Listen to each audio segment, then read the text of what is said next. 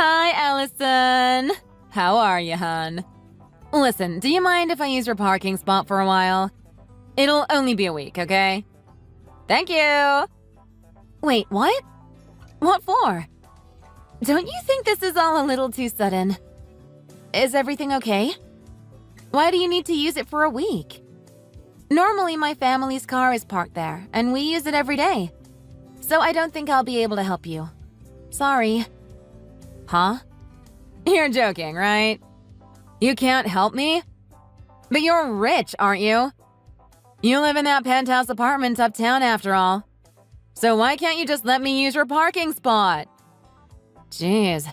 I've heard that rich people are all stingy, but this is beyond what I expected. It has nothing to do with money. It's just that it's too inconvenient. Like I said, that parking spot is in use, and we pay a service charge to the apartment complex for it. So? So what? You have the money, don't you? I know you're rich. You can afford to let me use it for 1 week. I'm sorry. Even if you insist, I just don't think it's going to be possible. Why can't you find your own spot? You've said before that your husband makes a lot of money, right? Not as much as you guys make. And anyway, it would help me to save money if I could use your parking space while I don't need the car. Don't you want to help a friend save money? Sorry, I already told you. Our parking space is in use. I can't lend it to you. We pay a lot for that spot, actually. And we only have the one parking spot, so there's no spare place for you to put your car. Well then, just take your car and park it somewhere else, and I'll use your parking spot. That's fine, isn't it? Huh? Why would I move my car somewhere else just so that you can use my parking spot? I have no idea what you're talking about. I told you before, right? I'm going on holiday with my family for a week, and I was wondering where to put the car while we're not using it. Everywhere around here is paid parking, and I figured if there were a friend with a spare spot somewhere, I could save money by leaving it with them. And then I thought of you!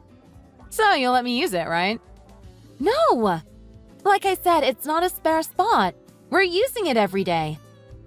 Anyway, why does it have to be me? Of course I would consider it if I had a spare spot or enough space for another car, but it's simply not possible. We only have one spot and we're using it. And that's final. Huh? Why are you being like this? We're friends, aren't we?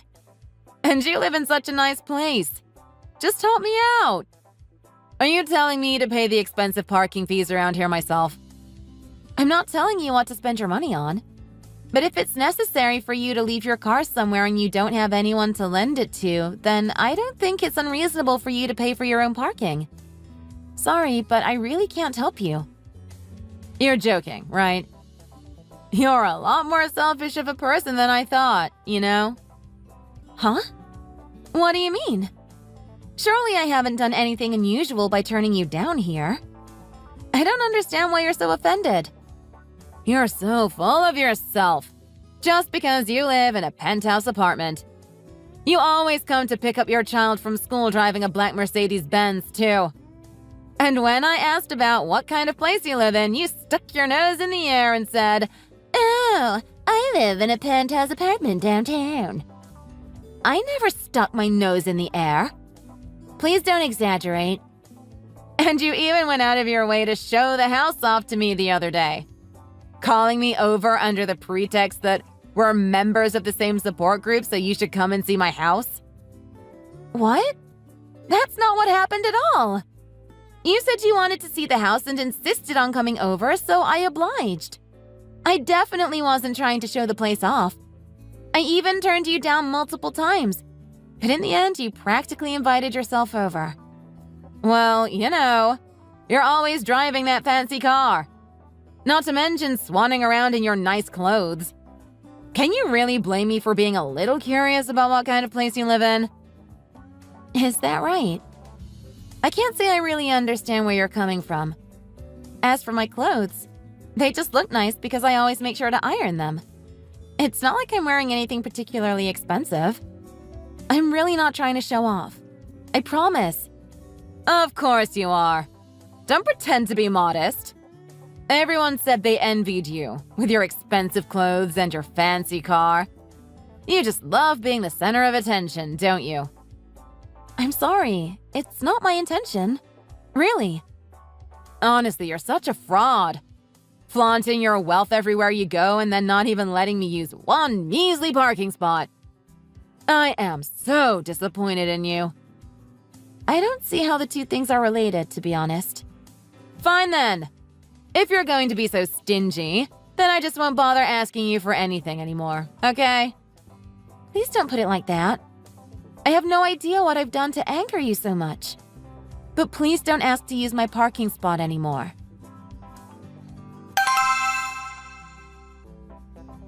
Allison! Where are you right now? You're late! Good morning, Cordelia. What's happening? It's Saturday, you know. I'm pretty sure I don't have any particular plans today. Wait, are you at home? Well, yes. Is there a problem with that? What? You haven't even left yet? What a disaster! There's an emergency parent-teacher conference today. You really haven't heard anything about it? There is? No, I haven't heard anything. You're joking, right? I definitely mentioned it to you the other day. Everyone is here at the school already. We're all waiting for you. We can't start the conference without you, you know. What? Are you sure? I just checked and I definitely don't have any emails or messages about it. They must have gone into the wrong inbox or something like that. Anyway, it doesn't matter. Just make sure you get here, ASAP. Okay, I will. I'm heading out the door now. Give me 10 minutes.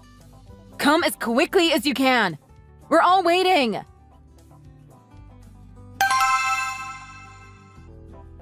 Cordelia, what's going on? I arrived at the school and no one was there. I tried asking around and no one knows anything about an emergency parent-teacher conference. Why would you lie to me? Wow, I'm surprised you found out so quickly. Nothing less from Allison, I suppose. Anyway, I'm a little bit busy right now. I'll contact you in a few hours when I have time. Huh? What's going on? I have no idea what's going on right now. Can you please just explain yourself? Hello? Are you still there, Cordelia?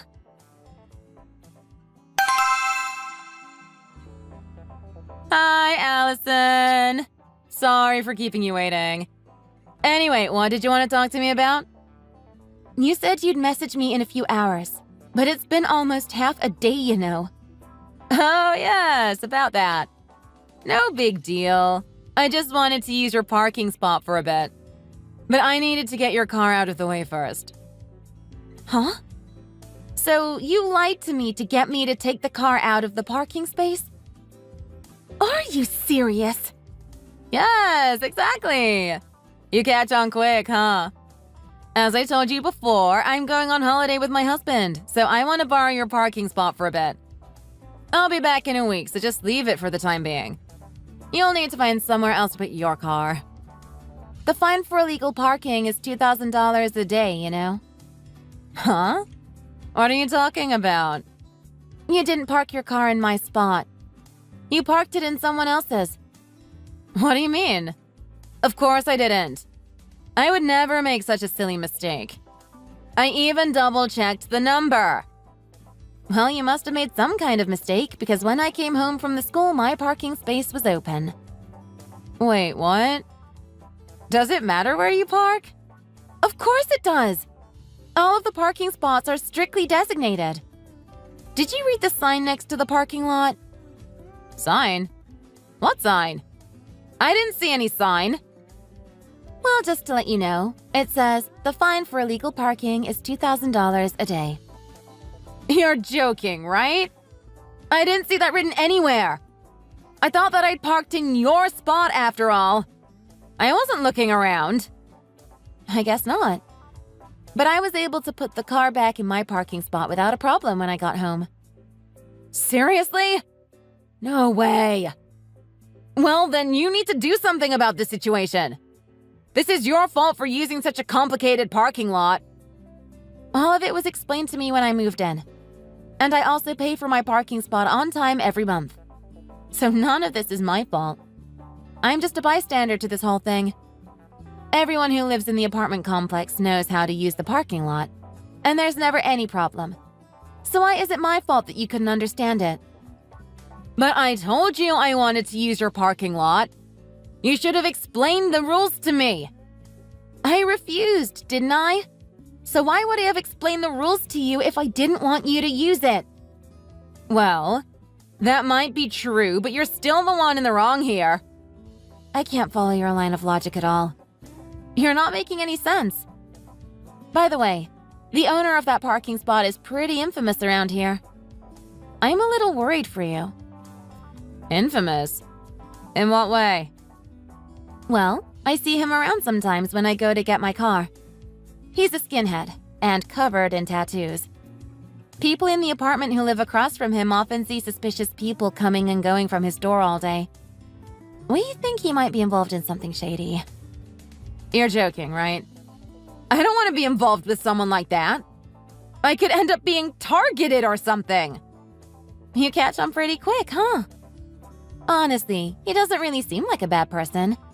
But I don't want to interact with him any more than is necessary. You'll have to go and apologize to him in my place. You know what he looks like, right? Are you paying attention? I just said I don't want to interact with him any more than is necessary. I don't want to get involved in this mess. Don't rely on me to do something about this. But this could be really bad. What am I going to do? You're the only person who can make this right, so help me. Me? I don't have anything to do with this. I'm just a bystander. You're the one who tried to use someone else's parking spot and got into trouble because you misunderstood things. I don't owe you anything, nor do I feel like helping you. Don't say that! This is going to cost me $2,000 a day, you know. And starting today, I'm out of town for an entire week. Why don't you just come back and move it? That's not going to happen. I'm already on the other side of the country, you know. I'd have to get on an airplane to go back. We already paid for the hotel and everything. We can't come back now. And my husband is in a really good mood because we're on holiday. Well then, I guess you'll just have to give up and enjoy your trip and worry about the parking when you get back. You can pay the fine when you return. But it's $2,000 a day! And since I'll be away for a week, that's $14,000 in total. How am I supposed to afford that? Ah, that's right. You're a full-time housewife, right? I guess you'll just have to ask your husband to pay it for you. No, I couldn't possibly do that. Oh, really? Is there any particular reason for that? Well, the thing is, I already received money from him to spend on parking. Huh? You did? I told him we would have to pay for parking while we were away. So he gave me the money and told me to find a parking spot. How am I going to explain the situation to him? Oh, so you used the money for yourself, is that it? Yeah, something like that. I'm appalled. You lied to your husband and used his money for yourself, and now you want me to take responsibility for you? You're beyond help. Please, like I said, you're the only one who can fix this. I'm begging you. Can you at least send me the money for now? I can't believe you have the nerve to ask me for money in this situation. If I pay for you, then that just means you'll have gotten away with this behavior without learning your lesson. I have learned my lesson. I promise. I promise I won't do anything like this ever again. Didn't you call me stingy for not letting you use my parking spot? And you accused me of flaunting my wealth and wanting to be the center of attention. Why should I give you a single cent? I'm really sorry about all that. I didn't mean it. I apologize, so please help me. I want to be able to enjoy my trip. I'm not stopping you from doing that. Put the parking thing out of your mind and just enjoy your holiday for now. Although I'm sure this will be a very expensive holiday for you. Don't say that. How could you, Allison? I had no idea that things would turn out like this. Well, it's your fault for trying to use someone else's parking spot, you know? take this opportunity to reflect on your own behavior. I am reflecting. I really am. Trust me, I am really having a hard time right now. Enough is enough.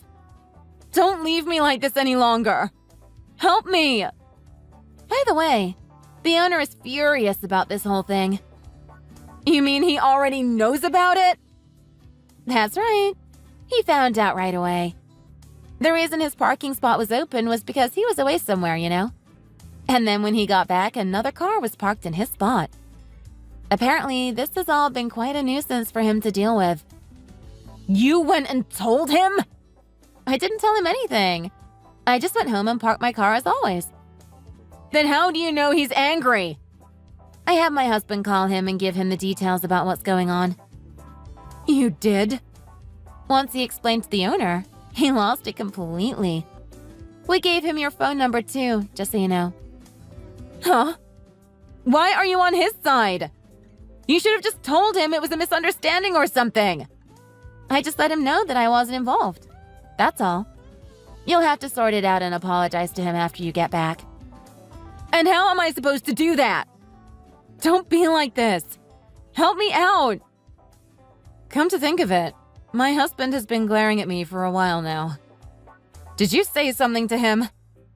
My husband has already spoken to your husband on the phone. About what? What do you mean, about what? About the parking spot mix-up, of course. Wait, don't say anything to my husband yet. Let me explain it to him. You're too late, I'm afraid. And anyway, you caused quite a bit of trouble for my husband this morning, too. He's furious with you as well. I mean, I ran out of the house in a panic with our daughter this morning. So when he asked me about it later, I explained that you'd lied to me. You did what? How can you be so selfish? What do you mean? This all happened because you used someone else's parking spot without permission. Aren't you being a little hypocritical? By the way, I've already screenshotted this entire conversation and sent it to everyone involved, including your husband. What am I going to do? My husband seems to be really furious at me. Please, do something. You have to help me. Like I said, I'm just a bystander in all this. Please, I'm begging you. Can we just write this all off as a little misunderstanding? And why should I do that? Look on the bright side. At least you found somewhere to leave your car for the week. Although it's a rather expensive spot, I'm afraid. At least try to enjoy your trip while you're away. Anyway, I should let you get back to your holiday. I'll be blocking you as well, of course. Well, have fun!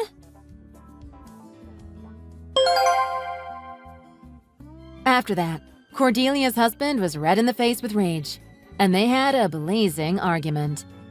During the trip, their relationship took a turn for the worse as they often snapped at each other.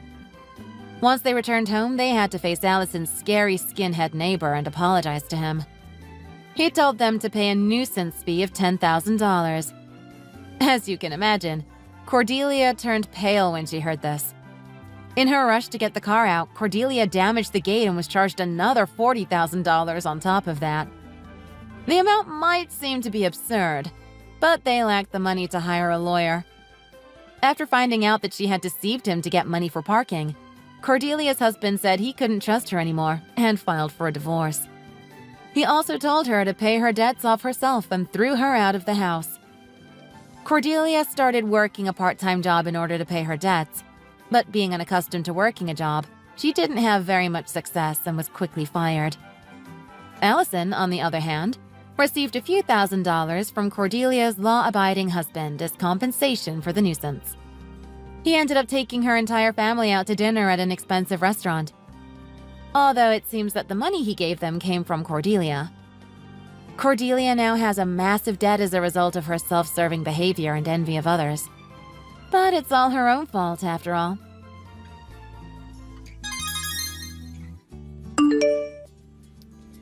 Hey, Nora, do you have a quick moment to chat? I was just wondering where you're going this weekend. This weekend? I don't think my family has any plans to go anywhere, really. Why do you ask? What? Come Come on, don't you lie to me. I know that isn't true.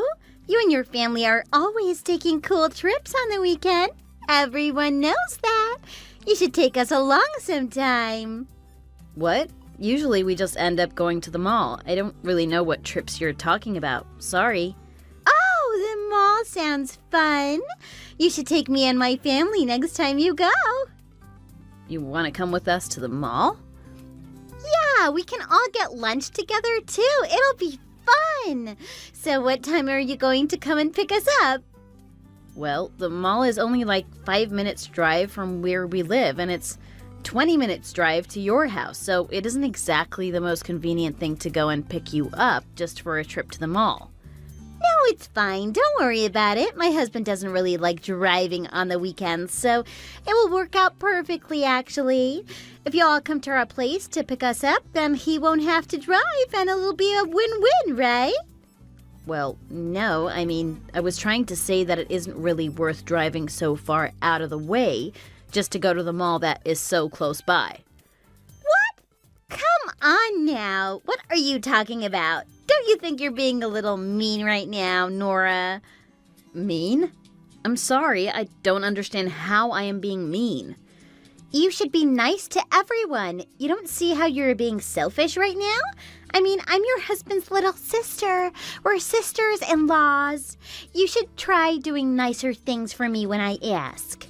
Well, what if you all found your own way to the mall and then we can meet up there and eat lunch? I just don't really see the point in driving all the way to pick you all up when you have a car that you can take to go yourselves. Well, okay, but for making us do all of that hard work, you're at least going to treat us all to lunch then, right? What? Why would I do that? Oh, thank you so much. That wasn't me saying that I would. I was asking why I should. I know of a steakhouse in the mall that I've just been dying to try out, so let's go there, okay? Erica, what are you even talking about right now? You're always like this. You think that you can just talk over people until you get what you want. I am not. You're just being cheap. Are you really going to let your stinginess ruin this whole mall trip? Yep. I guess I am, Erica. I guess I am. Well, whatever. We will let you know when we get there, so it'll be around noon so that we can all eat together. I don't even know if I feel like going to the mall anymore, actually. Oh, by the way, I heard that you were all going on a vacation next month, right? Mike was telling us a little bit about it. What? Mike told you about our family vacation? Well, not exactly. He told our mom, and then Mom told me about it, but that means that he basically told me all about it. I hear that you're all going to a nice resort in Wyoming. I'm sure you don't mind if my family tags along to go with you guys, right? Erica, what are you talking about? This is a trip for my family. I'm sorry, but no, you can't come. But we are family, aren't we? Do you really not want us there so badly? You know what I meant, Erica. I meant direct family, not just relatives. It's just going to be Mike and I and the kids. I'm sorry. But we really want to go. I don't see what the big deal is. At least tell us the name of the hotel that you're going to be staying at. Do you really want to come along with us that badly? I just think it would be really fun if our two families got to go on vacation together. Think of all the great times and memories that we could have. I see. So then it's fine? You don't mind?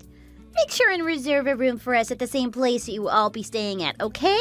And make sure that it's for 2 adults and 1 kid. Thank you! Why do I have to make the reservations for your family? I don't understand. Well, because you haven't told us the name of the place that you're all going to be staying at, of course. I can't reserve rooms at a hotel that I don't know the name of. So then if I tell you the name of the hotel, then you can make your own reservations, is what you're saying? Nora, come on.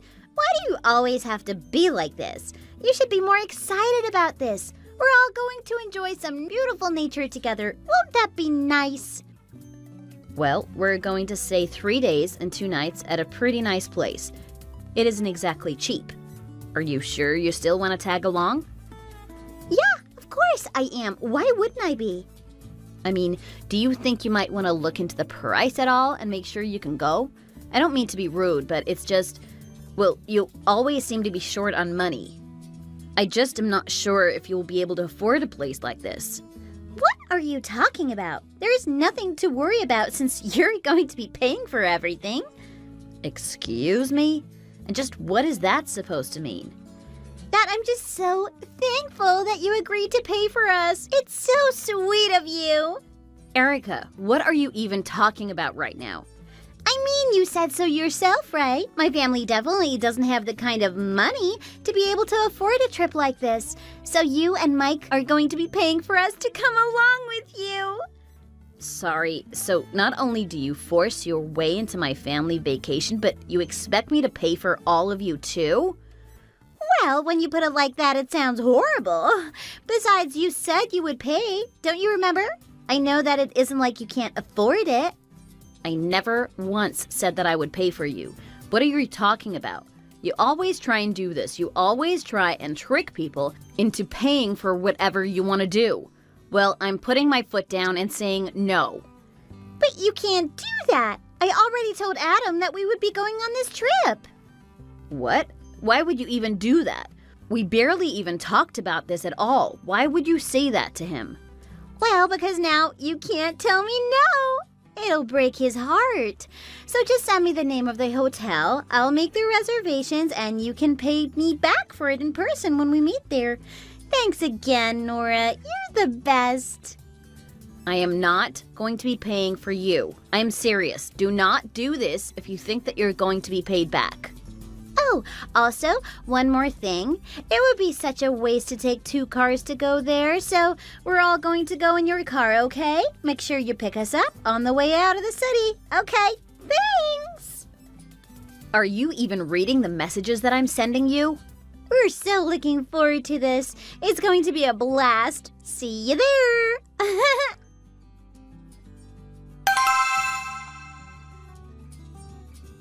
Oh man, the breakfast buffet this morning was incredible. It's been so tasty every single time. But I didn't see you in the dining room this morning. Where did you all run off to? Did you all go take a morning dip instead? Hello? Nora, are you there?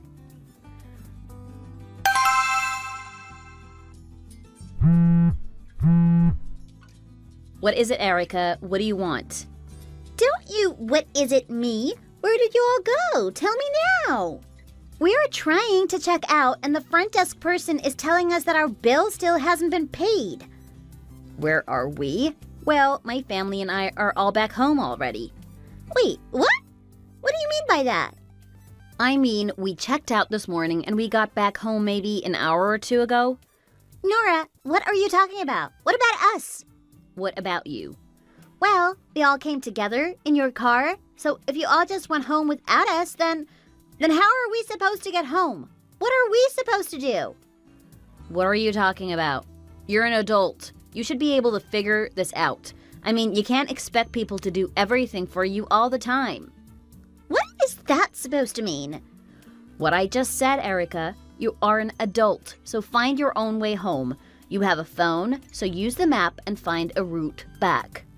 I know that there is a shuttle at the resort that will take you back to the nearest large town. Maybe from there you can catch a flight back. Figure something out for yourself for once. Nora, how can you be so cruel? I don't understand what's gotten into you. I don't even know how I would even start to figure out how to get home. What? What do you mean? Why not? Well, for one, I don't even have any money. How can we get home without any money? What? You didn't even bring any money with you at all? And the person at the front desk keeps talking about how we have to pay our bill still. What is going on here even? Erica, I seriously wish I knew what was going on inside that head of yours sometimes. I told you over and over and over again that we were not going to be paying for your family to come with us. Scroll up in our messages. It is there written in plain English. I told you that you would have to pay your own way, but you insisted on coming, and now look at what you've gotten yourself into. We had to get up really early in the morning to make sure that we could check out of there and escape without you noticing. What do you mean? I thought that our families were having so much fun together. You seriously thought that Mike and I were having fun the way you kept making us pay for everything? You made us take you shopping and out to restaurants. It was ridiculous. I mean, honestly, what were you even thinking? But we didn't have any money on us. We didn't have any other choice but to rely on you two. And more importantly, we don't have any money to pay for the hotel now, or a means to get home. Please, come back and pick us up, Nora. Yeah, no, I am not going back there for you. You'll just have to figure it out for yourself. Maybe you can call your parents and ask them for some money. If you have time to be texting me all of this, you should at least have the time to give them a call. But I can't ask them for money for this. It'll be too embarrassing. How could you even ask me to do something like that? Well, do whatever you want then, but neither Mike nor I are going to go and pick you up from there. I guess you really just don't have any choice but to call your parents and ask them for some money, huh? Wait, Nora, please. Can you at least tell me how much you paid for your stay? Did you really not even look at all how much it was going to cost? You made the reservations. What were you doing? I mean, the price had to have been written down on the website when you booked your rooms. How do you not know how much you're supposed to be paying? If you must know, for the four of us, it cost a little over $1,000. $1,000? I told you that this place was a pretty nice hotel, didn't I? I told you that it wasn't cheap. But we can't pay $1,000. Well, that sounds like a you problem, Erica. You were the one so intent on butting into our family vacation. You really should have thought more about how you're going to afford it. You have no one to blame but yourself. Please, Nora, I'm so sorry. But you always do this, Erica. You always just try and tag along on other people's plans and expect them to pay for you. And whenever you ask to tag along on something with my family, and I bring up not wanting to have to pay for you, then you run to your parents and tell them that I was being cheap. You're always making me look bad, but I've had enough. You're on your own now. Figure your own way out of this. Nora, what are you talking about right now? You can't be serious, right? Please, let's be reasonable. Do you really think that just because you're my sister-in-law that makes you entitled to everything I own? Do you know how obnoxious and pushy you can be? Well, Mike and I are sick of it, and it isn't just us. Even your parents are getting sick of your attitude and the way you use people. We've talked, and we think it's high time that you learn a little responsibility. Well, that's all fine, but what am I supposed to do about this hotel bill? I don't know. You will have to figure out a way to pay it off yourself. But I'm not going to be paying that for you. In fact, until you figure all this out, I don't want to hear another word from you, Erica. But the hotel manager just came out and said that if we aren't able to pay, then he was going to call the police on us. Wow, it seems that you have dug quite the hole for yourself, haven't you? Well, good luck dealing with the cops. Wait, no! You can't just leave things like this. Come on, Nora. This is all your fault that things went this way, so the least you can do is help us out. You have to do something. You can't just leave us like this. What are you talking about? Don't try to pin this on me just because you thought that you could have your way if you ignored what I tried to tell you. You thought that you could waltz in here and do whatever you wanted and expect everyone to follow along. Well, not this time. Also, it sounds like Mike called your parents for you. What? He called Mom and Dad? Why would he do that? Apparently, your parents agreed to make the long drive out to pick all of you up. But after that, they said they were cutting you off from any other help. What? Did they really say that? But why? How could they do this? I told you, it wasn't just Mike and I that were getting fed up with your attitude. We weren't the only ones that noticed the way you treat others. You treat your family like your own personal piggy bank, all because you refuse to learn how to be responsible with your own money. Did you really think things could go on forever like that? But we're all family. I thought that they would be fine with it. I don't see what the problem is. Do you really think that just because you're family that you can just ask for whatever you want of someone and expect them to do it for you? Okay, I get it. Nora, please just help us out. You have to do something. I've tried texting Mike, but he isn't responding to any of my messages. Please, what are we supposed to do now?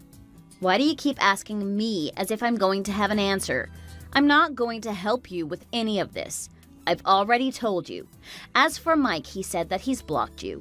What? My own brother blocked me?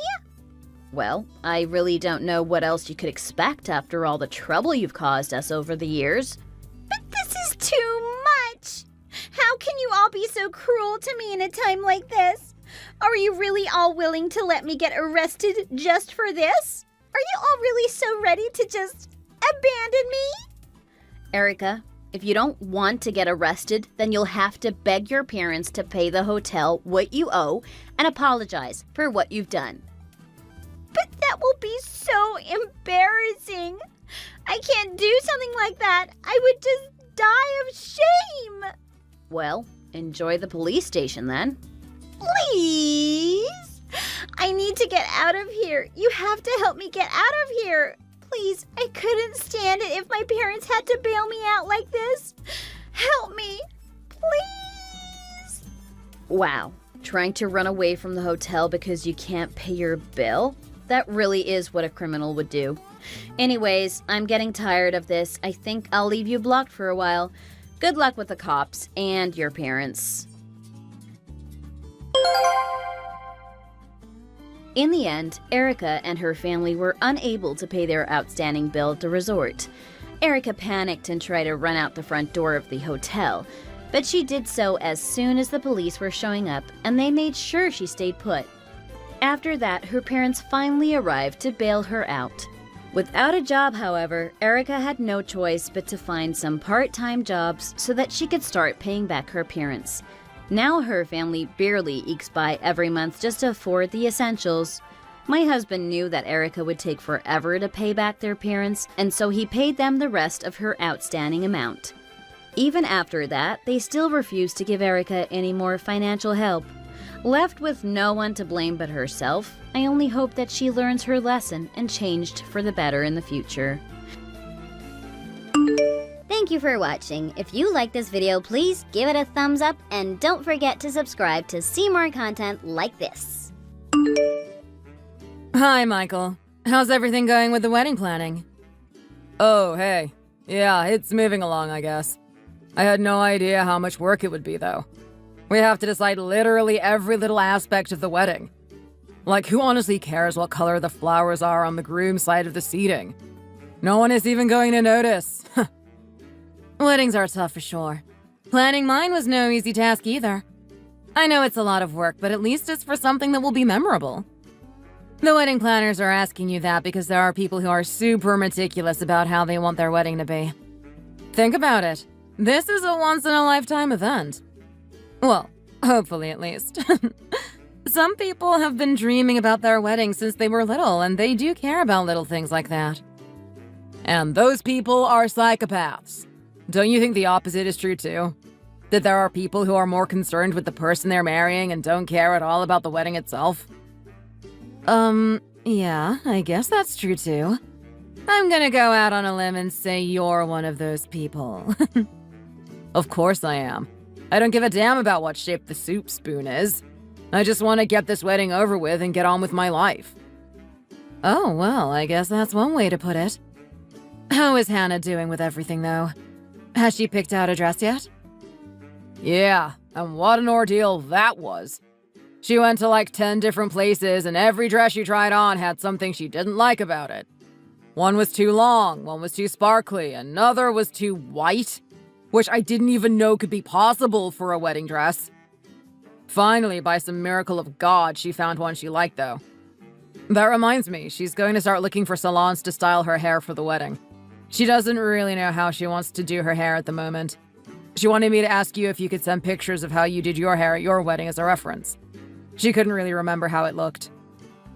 Sure. Here are some pictures in the salon I went to.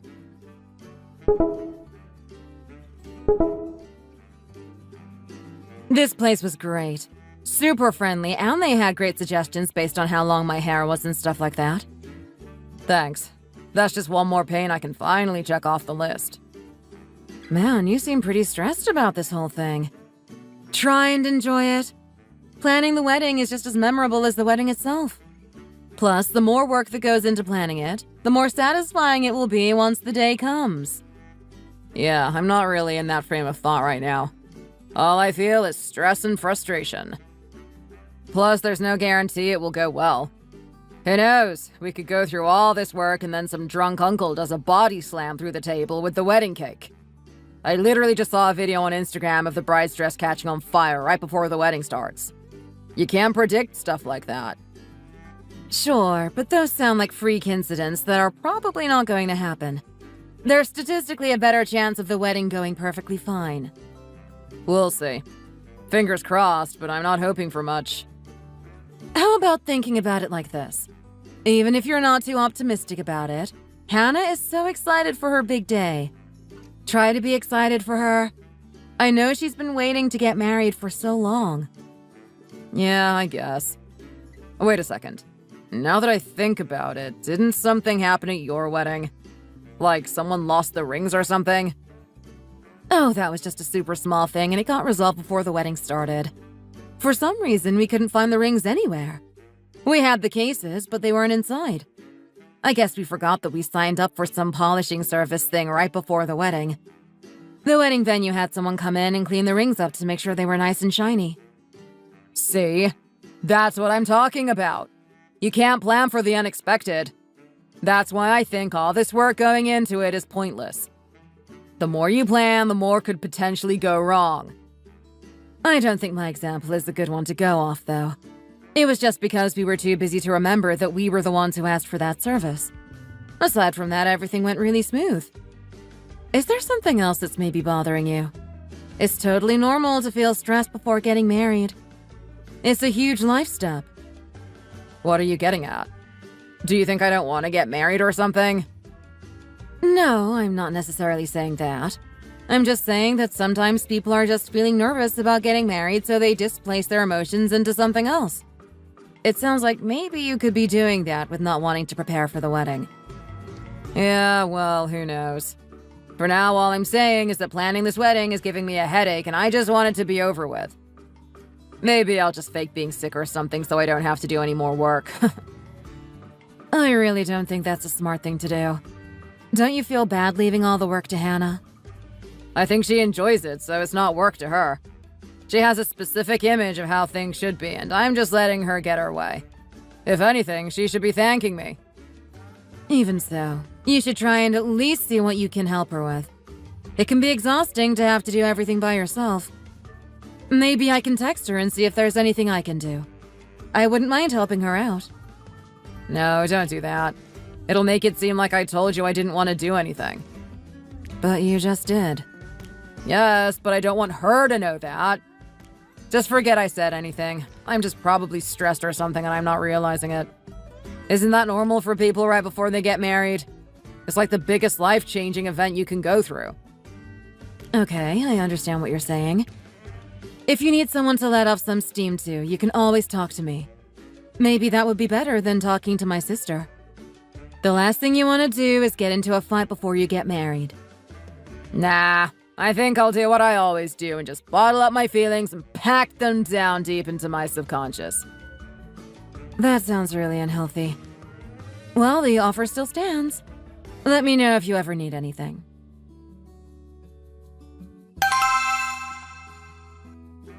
Hey sis, how's everything going? Hey, Mia. Everything has been good, I suppose. Wedding planning has been moving very smoothly.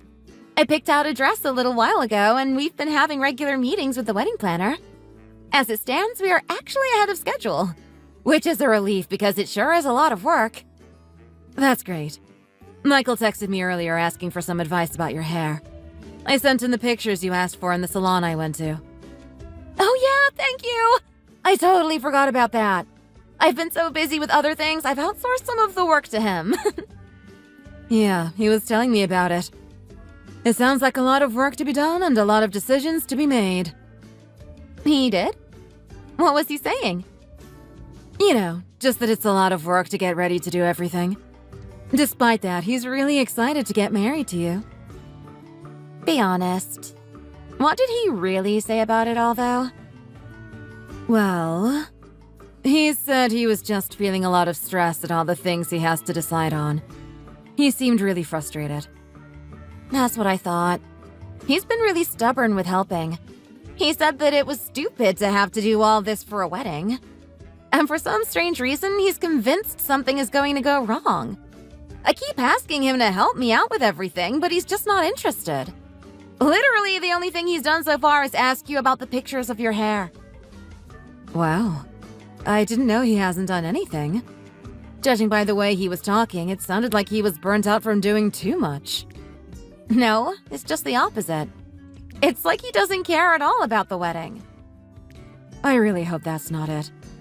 I hate to ask, but do you think he's going to get cold feet before the wedding?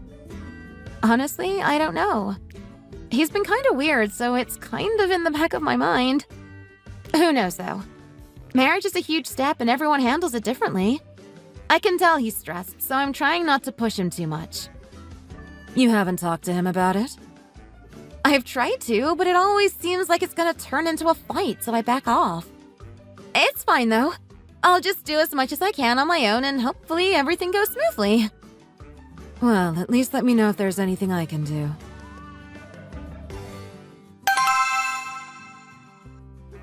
Hey, Hannah. How is everything going with the wedding? You've been on my mind ever since we talked about Michael and everything with helping with the wedding. Hey! Thanks for checking in. Great news. He's been a lot more helpful since then. That's great. How did you get him to change? I just went all in and told him how I was feeling. Up until now, I've been kind of reserved about it all, but I told him exactly how I was feeling and how stressed I was from having to plan everything.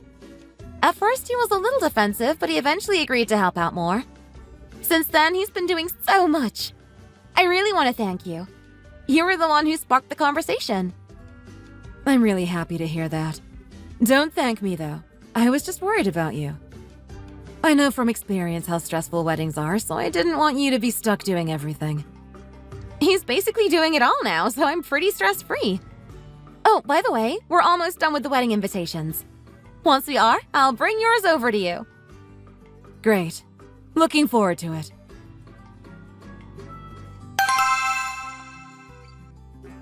Hey, Mia. Did you get your invitation? Yeah, I actually saw Hannah yesterday and she gave me an invitation. Why? Did something happen? Oh, no. Then it's all good. I just wanted to make sure you got it. Hannah left all of the wedding preparation to me, which included invites, too. I was just making sure if I sent out the invites correctly, but I guess she gave it to you in person. Yeah, I heard about that from Hannah. She told me how you've been so busy lately. So busy that you haven't been home a lot. I do come home eventually, though. But when I'm finally able to make it home, Hannah is usually already asleep. Our schedules are just different, I guess. Is she mad at me about it? I'm just assuming, since she has told you. It's not like she is mad at you for it. She understands how busy you've been and appreciates you helping out. She was more lonely than anything. So she is upset about that. She shouldn't have asked me to do so much if she didn't want me to de-stress as well. I just have other people I need to be with right now. Pretty soon I'm gonna be married and I won't have as much time to see them. It's just difficult for me to be home when I'm this busy. She needs to understand that. Other people? What do you mean? Is it not because of work? I still think what I'm doing is related to work. I mean, drinking and going out with coworkers is still considered part of the job, in my opinion. Wait, what? Don't tell me that you have been going home to Hannah late instead of working because you would rather be out drinking. Is that really what you've been doing this whole time? Yeah, pretty much. I honestly don't see the problem if it is part of making good relationships with the people you are working with. But I want to drink and have fun before getting married. Once I'm married, I won't have a lot of time to hang out with my coworkers and friends. I have a coworker that wants to go out drinking a lot since he's getting married soon too. It's like our way of celebrating. I understand where you're coming from because marriage is a big commitment. But you also need to understand that it's causing trouble for Hannah too. She has been doing extra wedding preparation because you have been slacking on your part lately. She also has been cooking dinner every night and waiting to eat until you get home, but you never show up. Is that so? To be honest, I'm not really sorry for what I'm doing. I deserve to drink and enjoy myself too. Can't you hold off on drinking for a little while? For Hannah's sake. I just feel really bad for her. She misses you. I just don't think it's good to not see each other this much before you get married. And let me tell you this again. That's impossible for me to do because I want to enjoy myself right now. She can't have it both ways. Either I'm home a lot and don't help with the wedding, or I help and take some time to blow off steam. Also, what's wrong with drinking now and then? It's not like I'm puking all over myself or waking up and taking a shot. Does your husband go out drinking too? Or do you drink at all? No, he really doesn't. Ever since college, he's really cut it back to almost no drinking at all. He says it's bad for his health, which is true. I also don't really like going out to drink. Really? That seems inconvenient for him. Inconvenient? What do you mean by that? He can't even take you out drinking to have a good time. That seems like a lack of communication and fun in your marriage. If you don't like drinking, then that's a no from me. I hate people who can't relax and have a drink. Sorry, but I don't really think that's an issue. Especially in my relationship. We are usually on the same page. All my buddies from work think it's a huge problem. We just don't tell our partners. Drinking for us is a huge way to relieve the stress of working all day. We need to drink to keep our sanity from slipping away. Is your husband doing okay? I can't imagine not going out for a drink. I would go crazy. Well, he's not you, so don't compare yourselves. He's totally fine and it's his choice to drink or not drink. The people from his company don't usually go out drinking and partying after work. It's not for everyone. I also don't really think it is part of the job. I think it is just for partying. Huh, what a lame-sounding company. But you're a full-time stay-at-home wife, right? Your opinion doesn't really matter to me because it's clear that you don't really understand how society works, especially for the working society. I find it really offensive that you say that. Why wouldn't my opinion count for anything? I worked full-time right up until we had kids. But that was such a long time ago, wasn't it? Even before Hannah introduced me to you. Weren't you already married? It has been years since then. I don't think it makes a difference. It's not like I forgot about my experience and my time working. So that's why I wouldn't expect you to understand where I'm coming from. Part of my job is also to keep my coworkers company after working hours, even if it includes drinking and partying. Even so, I think there should be a line you draw. Work life is spilling into your private life and it's affecting it for the negative. I think you are going too frequently. I can see doing that after work here and there is okay, but it's affecting Hannah a lot now. I don't think you understand that for people like me, this is normal. Hannah is Hannah, and I can see her complaining about this just like she does with everything else. But now I see that you are upset about this too. Why are women so quick to nag when they don't even know what they are talking about? We aren't trying to nag you. Please don't make it seem like we're doing this on purpose to annoy you. It's just that your soon-to-be wife misses you and barely gets to see you. We talked about how it's making her really sad. That's all. Figures. It's exactly how I thought she would complain. It's always like this with her. You know, you both are getting married soon. You're going out every single night getting drunk and neglecting Hannah. She hasn't seen you in a long time. Can't you see this is a reasonable thing to be upset over? You are going to be her husband soon, but you refuse to be by her side at all. She and I have a relationship. I will be seeing her for the rest of my life. Having good relationships with the people at work is important. That's where the raises come from. I'm working hard to do that for our future, so if it temporarily makes Hannah upset, then it's fine. To be honest, I don't really see the logic behind that. Refusing to go out to drink once or twice wouldn't hurt your chances of getting a raise at work. Also, raises should be given based on how well you are doing at work and your progression, not drinking. Women like you just don't understand anything. I'm trying to make personal connections to get to the top at my company. I need to do more than just work hard. I don't want to end up as a low-life basic office worker like other people that I know. Like other people you know. Who might that be? Doesn't matter. Cut it out already. You are being so rude. I don't think so. I don't like when women get high and mighty and call you out. It's not like you can do anything to me, though. You don't even need to be talking to me right now. Just go and have a talk with Hannah. I don't need you to tell me what to do. I'm Hannah's older sister, so there is no better person to tell you what to do. You're going to be her husband, and she's my family. This is my business, and she is telling me that she's upset. Grow up and act like the husband you should be for her. Do it for your future life together. At this point, I don't even know how I feel about you marrying her. Should I say something then? Jeez, okay. That attitude of yours is scary. That's all for today. I'll talk to you another time.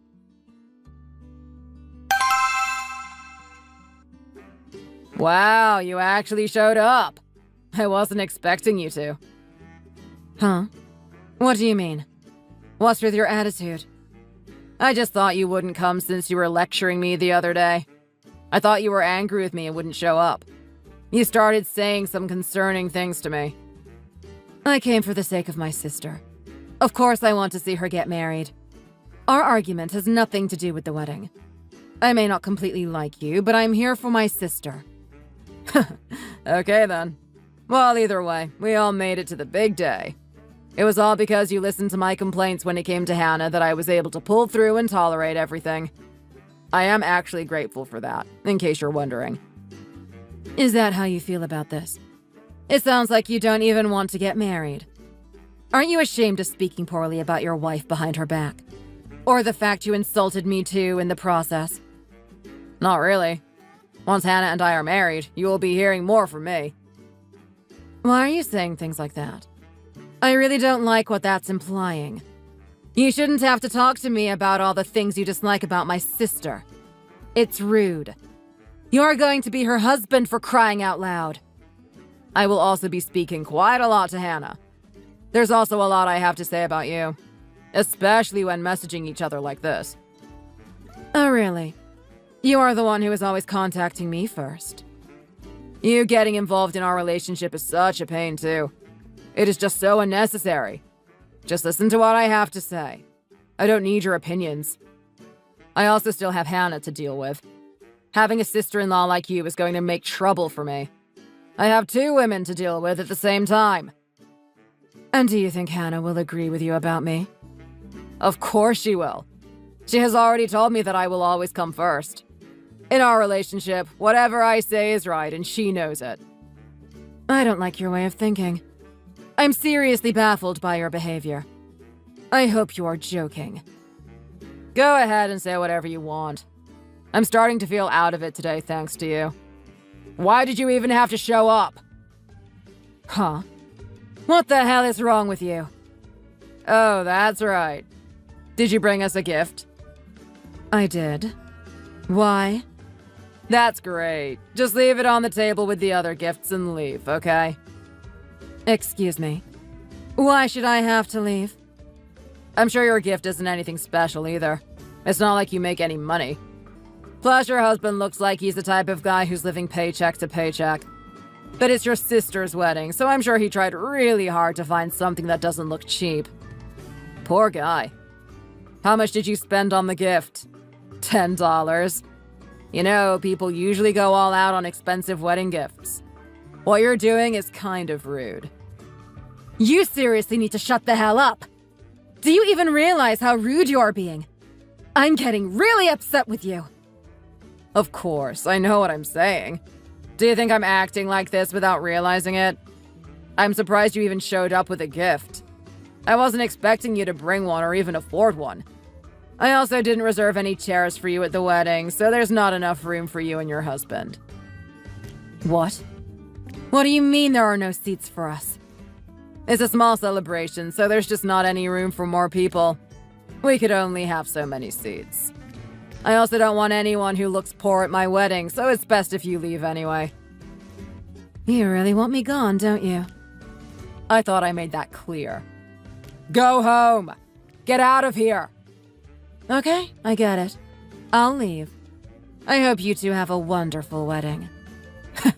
Hearing you say that when you clearly don't mean it is hilarious. Why are you even trying at this point? But thanks anyway. We will be happy, especially without you interfering in our lives. After today, stay away from Hannah and I. I don't want to see you ever again.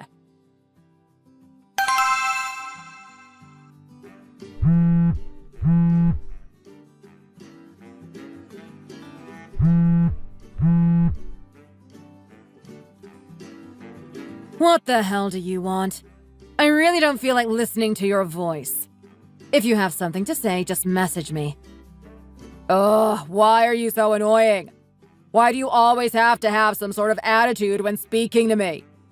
Just pick up your damn phone. No. Fine, whatever. You win. I'll just message you if you're going to be like that. What I'd like to know is why all of the other guests are leaving too. Why are you asking me something like this? You told me to leave, didn't you? I'm asking because I only told you and your husband to leave. So why is everyone leaving? I looked everywhere and my parents aren't here. Neither are yours. Just what the hell did you do? How are we supposed to have a wedding with no one here? We all just left. So what? I don't see the problem. When they asked me where I was going, they decided to come with me. They don't want to be there without me there. We have decided to celebrate the idea of you two not getting married by not attending the wedding. What? We all know it. You have a poor outlook on others in your life and lack empathy for anyone, even Hannah. You only care about yourself. I'm sick of you walking all over my sister and I. Do you actually think that things are always going to go your way just because you want them to? I think you're terribly mistaken. Should I get straight to the point? You aren't going to like what you're about to hear. What are you trying to say? Have you never met the president of your company? Huh? What's with the random question? Why are you talking about my company's president? You're not making any sense.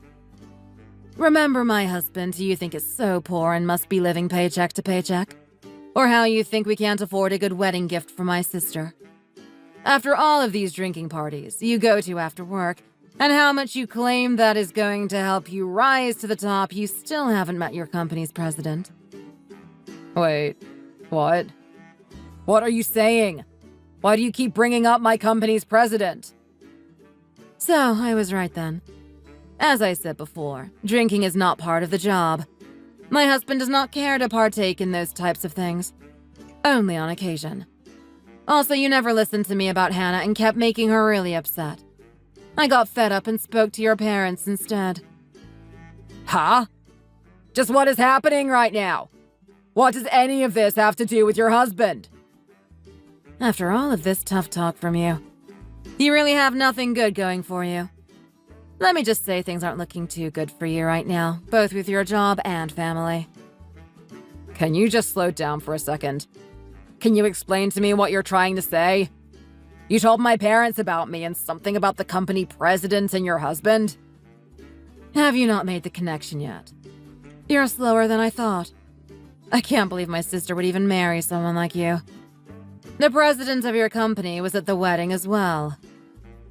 What? He really came here? I don't understand. Where is he right now? Why should I have to tell you that? But I also told him that I was told to leave and he left too. What a shame. But how could he have been here when Hannah and I personally sent out invites? It wasn't a public event. This isn't making any sense. What does the president have to do with my wedding? Just where is the connection? Let's just say there wasn't a seat for him and was forced to leave with me. He left when I did and everyone else decided to leave too. If there wasn't a seat for him and not enough room, why would we stay? Hold on a second. I can prepare some seats. Please come back. No, that won't be necessary. I told you this already. We all left because we don't want your marriage to proceed. Not with the type of person you are. Why? What do you mean they don't want my marriage to proceed? There is nothing wrong with my behavior. I'm so glad I told Hannah everything in advance. Knowing how you were acting, I told her to wait on it. She told me about where she wanted to go for her honeymoon. I told her to get her passport and plan everything after the wedding. At least she can save her time and money now. So it was because of you that she wanted to wait things out until after the ceremony. I'm so glad we decided on that. She would have been forced to go on a trip with you after the wedding, even after your relationship was over. Hold on. I'm sorry. I'm sorry about everything. Please just come back to the wedding. Absolutely not. Please. Don't you realize that it will be all because of you that Hannah will be upset? She will walk out with no one at her wedding, and it will all be your fault. Is that what you really want for your own sister? There is no way in hell I'm letting my sister marry a man like you. What did you just say? You can't keep her from marrying me. The ceremony has already started. There is no going back. Then I guess you will have to start it all by yourself, although I don't know how that would work. You are all alone. You don't have a bride. How can you get married without a bride? There is really no one there. I think the only people who stayed were some of your friends who you go out to drink with. Stop screwing with me! Where the hell is Hannah then? I'm sick of you judging my marriage. Do you think you are doing something right? Is doing this to your sister okay with you? You are a horrible sister and a piece of crap. You are a lousy woman who knows nothing. You should watch how you speak to me. Do you even know who you're talking to? What does that even mean? I'm the wife of your company's president. I don't give a damn if you're his wife. That doesn't change anything. I really didn't want to have to say this to you, but I'm at my limit and I'm running out of patience. And what's that? Hannah told me that she doesn't really want to get married to you anymore. She was struggling with that decision for a while now. What? Why would she say something like that? That doesn't make any sense. Things have been just fine. No, they haven't. Your behavior has been a problem. I have done so much for Hannah in our relationship. I think I'm a wonderful person. You really think so? In the end, Hannah planned most of the wedding all by herself. You only messaged me about the invites and helping out just to talk to me behind Hannah's back. Not to mention the whole ordeal with you drinking and getting drunk every single night and neglecting her.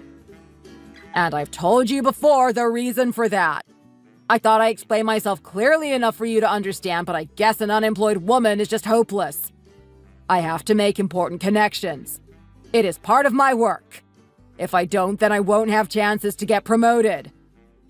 At first, I was going to keep my mouth shut about everything, but then you just got worse and worse. I couldn't just sit there and do nothing anymore. I told Hannah, and she decided to talk to your parents about your behavior and what you've been doing. What the hell? Why would you get my parents involved in this? You're so damn selfish. I'm the selfish one. Anyway, after Hannah spoke to them and told them how you were messaging me too, they contacted me first. They wanted to hear more from me about this because they thought you were acting suspiciously.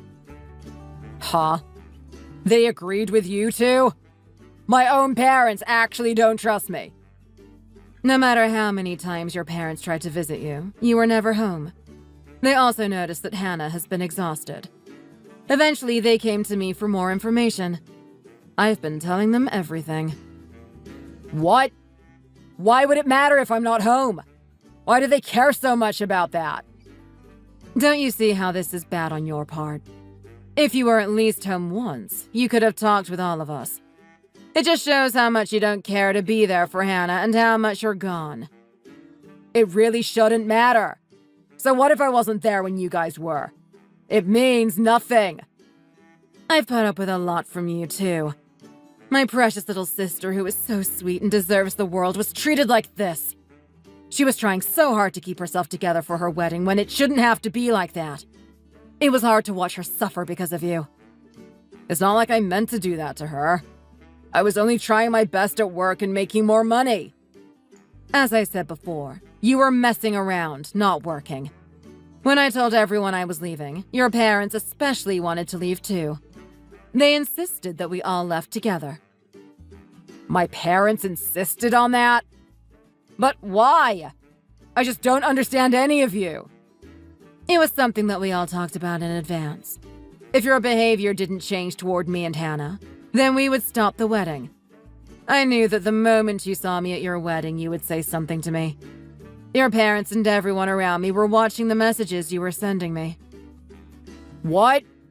Why would you all do something like that to me? Our messages were supposed to be between us. You set me up. I didn't set you up at all. It was your selfishness and your behavior that failed you. All we had to do was sit there and watch. Shut the hell up! You did this all on purpose and I know it. You think you are so sneaky and smart, but you're the one who ruined your own sister's wedding. Why are you doing this to me? Why are you doing this to us?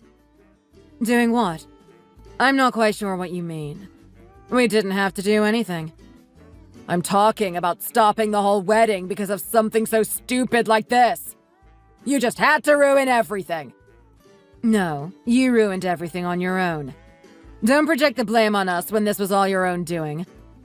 How do you not see yet that what you have been doing is wrong? This was all your plan, and I know it. This is all your fault.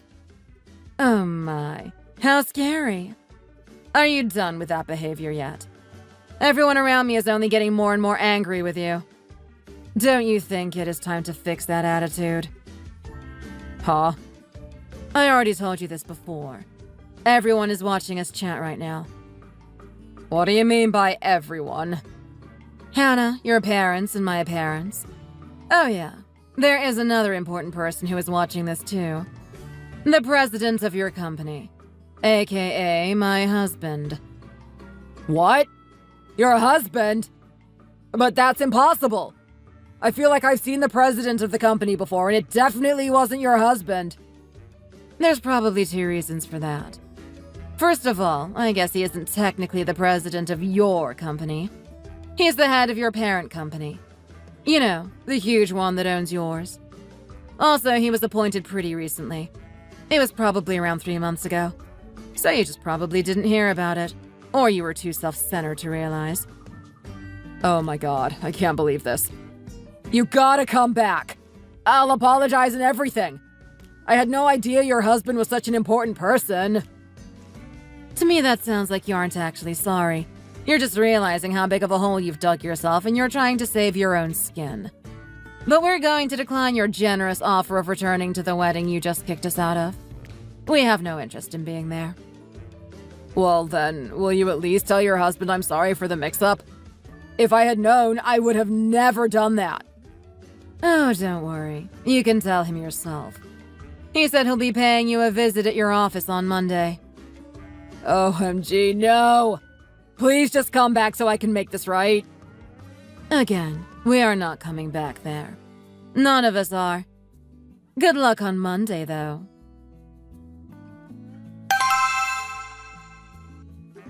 I just met with your husband. It went as bad as I imagined it would. Serves you right.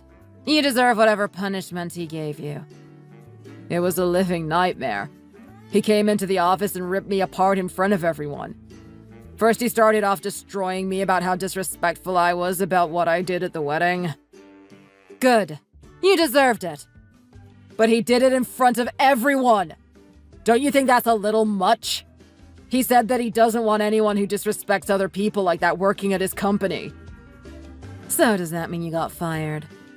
No, even worse. I got demoted to be a janitor. He said that cleaning the building and doing a thankless job like that would be character building. Starting tomorrow, I'm going to be cleaning toilets and picking up garbage.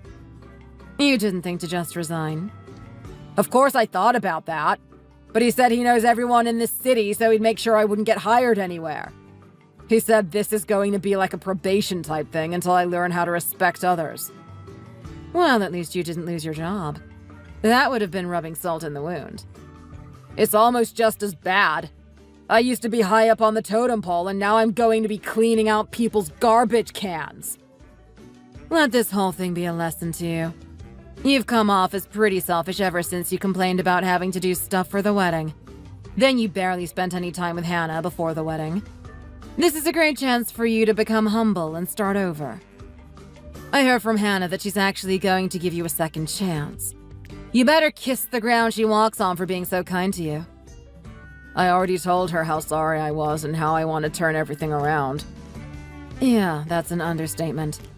You better be on your best behavior from now on. Yeah, I know.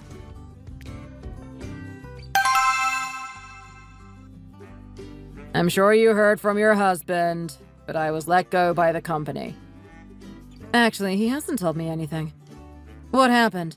You couldn't clean the toilets good enough? It's not funny. I hated cleaning and I didn't want to do it anymore. Do you know how demoralizing it is to clean a men's bathroom? I couldn't hold in my anger anymore, so I marched right out to my former department head's desk and demanded my job back. I said I was too good to be cleaning up after people and they needed me in the company again.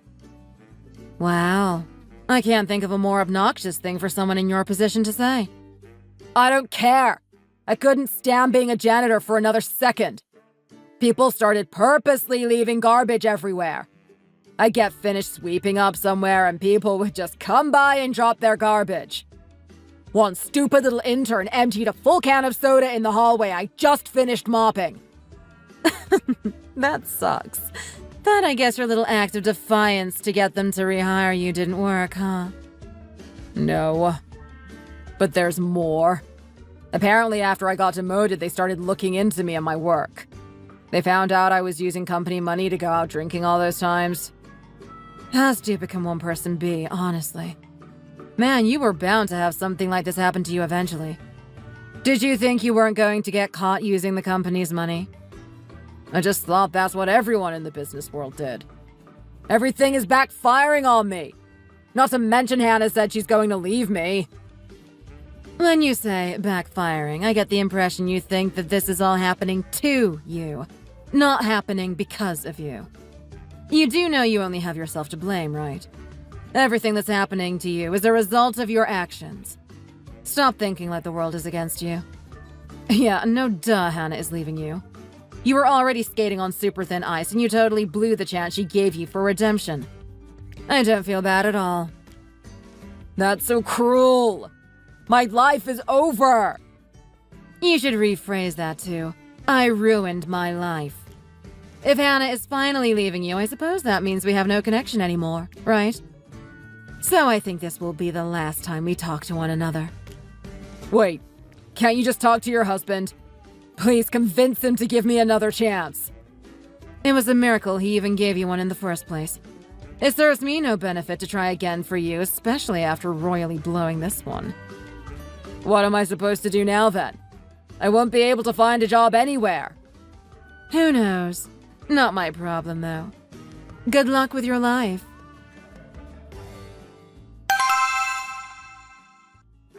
Hey, I hope you're doing okay. If this is a bad time to text you, I can try again later. Hey! No, now it's fine. Things were pretty crazy today, but now everything's calmed down. I can't imagine. How did everything turn out with you and Michael? That idiot. I really regret giving him a chance to redeem himself. I should have known he would do something stupid like this to mess it all up. After I heard what he did, I immediately told him we were done. He rushed back home to try and beg for my forgiveness, but I wasn't having any of it. So then, you two are totally done then? Yeah, absolutely. I dodged a bullet by not signing any marriage certificate or anything when he was a D-bag at the wedding. You didn't? No. We were planning on submitting all the official paperwork once the wedding was over. Luckily for me, that meant we weren't married and ending things was simple. I say simple, but I still had to deal with him whining and crying at my feet trying to get me to take him back. I told him to get lost and made him move all his stuff out of the house. Wow. I almost want to feel bad, but he did all of this to himself. I know. But the worst part is, even at the very end, he was making it seem like the world was against him and he did nothing wrong. God, what did I ever see in him? It's not your fault. People change and some are just really good at hiding their true selves. Just be happy you weren't married. Or even worse, you could have had kids together. Yeah, I'm really lucky it worked out the way it is. That makes me sound like I'm happy about everything that happened, which isn't true.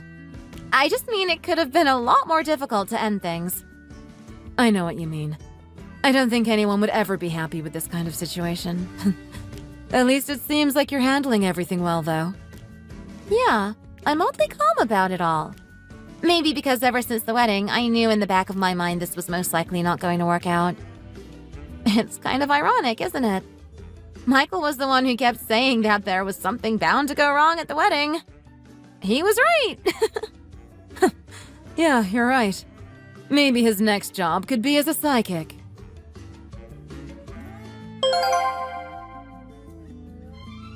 After Michael moved out all of his stuff from the house, he showed up a few days later, still trying to get Hannah to get back together with him.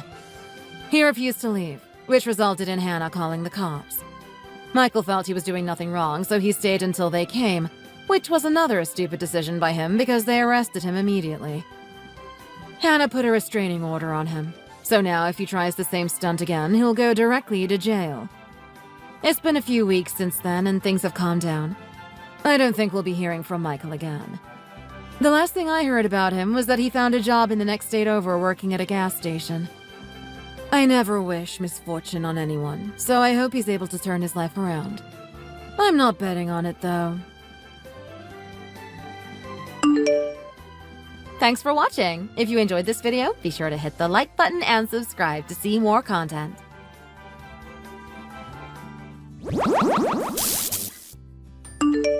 Hey, Mariana, I wanted to let you know that I'm not coming home today. Really? You're coming home, Asher? Yeah, what's up? Is there a problem with me coming home? No, that's not what I meant at all. It's just that I've been telling you I wanted you to come back for ages and you never came. I was really busy at work. I didn't really have a choice. Really? Work? That's funny. I know someone that said they saw you out drinking. How do you explain that? Sometimes that's part of the job. I have to take clients out and entertain them sometimes. Or if my boss wants to get a drink after work, I can't just tell him no. I also need to blow off a little steam after a hard day now and then. It's good to get out with some of the guys and just let it go for a bit. They probably saw me out like that. It's nothing to stare at or pick apart. It's just part of life. When was the last time you came home? 2 weeks ago? And when I've tried calling you, you've ignored me. You haven't answered my texts much either. You can't expect me to not be upset. Anyone in my shoes would be mad. What are you doing? Where are you staying every night? The office has so many traveling salesmen that it keeps some rooms in one of the local apartment buildings rented out. They've been letting me stay there. I told you that already. I know I did. What are you fussing about? There's no reason to be so huffy. Well, in that case, why are you coming home today? Last time you showed up, you said you were here to pick up some clothes. If that's what you were doing, I don't think you'd be telling me ahead of time. You don't have to be in such a rush to point fingers at me. I've caught a little bit of a cold lately and I haven't been feeling my best. I just wanted to spend some time at home. You're sick? Yeah, that's what I was trying to tell you. I've got a fever and my head is pounding. My nose won't quit running either. I feel awful. So I figured it's probably gonna get worse before it gets better. So you're coming home because you don't feel well? Yeah, can you find the cold medicine and set it out for me? Do we have any vitamins or anything? Maybe get that ready for me too. After that, can you make me something to eat? You know that egg dish that I like so much? Make that for me. So you only want to come home when you need someone to take care of you. I should have known. Will you be quiet already? Let it go. I want to come home to my own home. What's wrong with that? I'm the one paying the bills around the place. I take care of you and our little Annie. All you have to do is work a little part-time job and take care of her when she isn't at school. I'm not asking for much. Just get the medicine together and make me some dinner. I read you loud and clear. I'll get everything ready for you. You could have just started with that from the beginning, you know? You didn't have to talk back to me. You're always picking at me. No need to handpick. I haven't been home in a while. Aren't you even a little bit glad to see me? No need to be so mean to me. You act like you don't even love me. Do you still care about me? Do you still think about me like that? I'm too tired to deal with this. I don't want to go back and forth with you like this. My head hurts too much right now anyway. Enough. When I get home, let's keep the conversation to a minimum. Don't talk to me unless it's about something important, okay? Well, of course. I'll be sleeping in Annie's room with her tonight. You have a good night's sleep. You won't hear a peep out of me. Is it because I'm sick? Don't be like that. If I get sick too, there won't be anyone to take care of you. And if you're down with the cold and then I get sick, Annie will be on her own. She's too little to take care of herself, you know. Besides, she has a big piano recital next month. She can't take any time off of her lessons. She needs me healthy right now.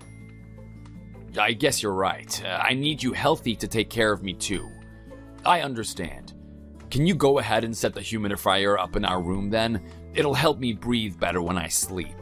I really need to get better this weekend so I don't need to miss any work next week.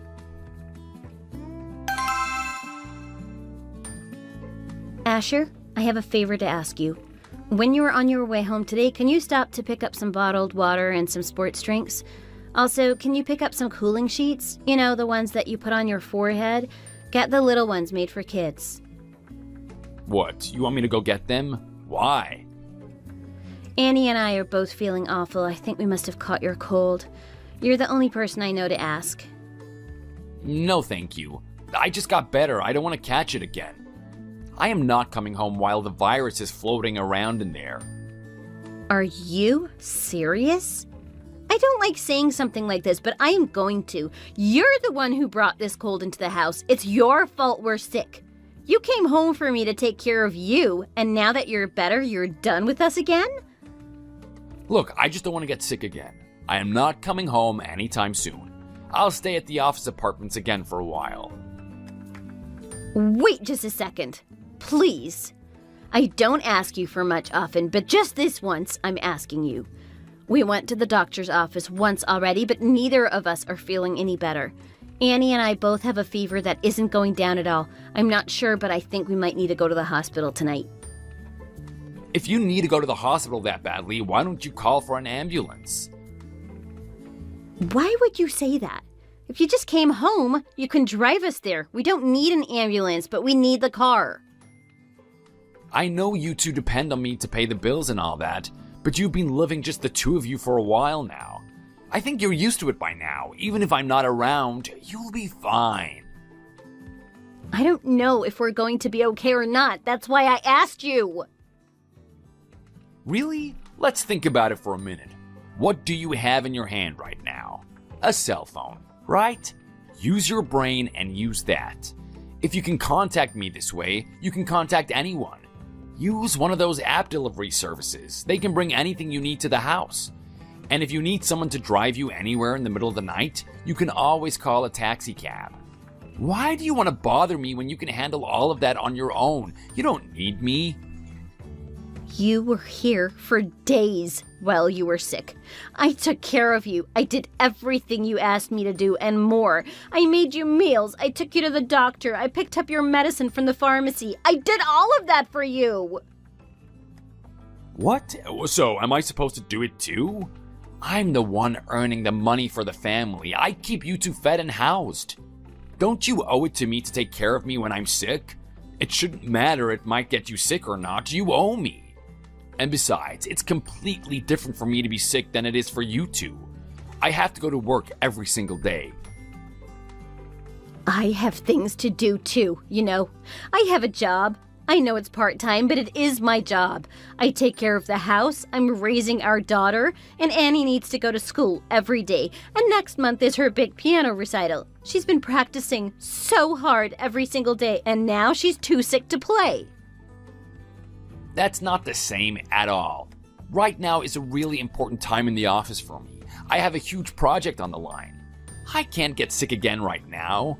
It's bad enough I was sick already, but I can't miss any more time at work. Be mad if you want, but I am taking care of me right now, and that means not coming home. If you don't care about me, then fine. That's your choice to make. But don't you care about Annie? She's only in first grade. She's so young. Your daughter is in pain and is suffering right this minute, and you're so selfish that you won't come home just to help because you don't want to catch a cold? She won't get better just because I come home. The most important thing she can do right now is get plenty of rest. I see. I get it. That's fine. I won't ask you for anything again. You keep that in mind. I do not need to get sick again. I need to be more careful, and you do too. Hey, I have an idea. If things are really that bad, why don't you call my mom and ask for some help? Your mother? Are you kidding? She lives over an hour away. How am I supposed to ask her for help? You said you're sick. If it's really that bad, you can ask her. And if it isn't bad enough, then why are you asking me? Besides, your parents live even further away. It's not like you can ask them. You're just so close by. You could be here in just a few minutes. It makes more sense to ask you. What are you whining about? I'm just trying to give you some ideas. There's no point in trying to be nice to you. All you do is complain or shoot me down. You've gotten yourself a real bad attitude since we got married and had Annie. You know that? I could leave you anytime I wanted. It would be easy to walk away. I am tired of dealing with this. You need me, so quit complaining already. I don't want to hear it again. Then again, if you want me to go, then go ahead. Do as you please. It's fine by me.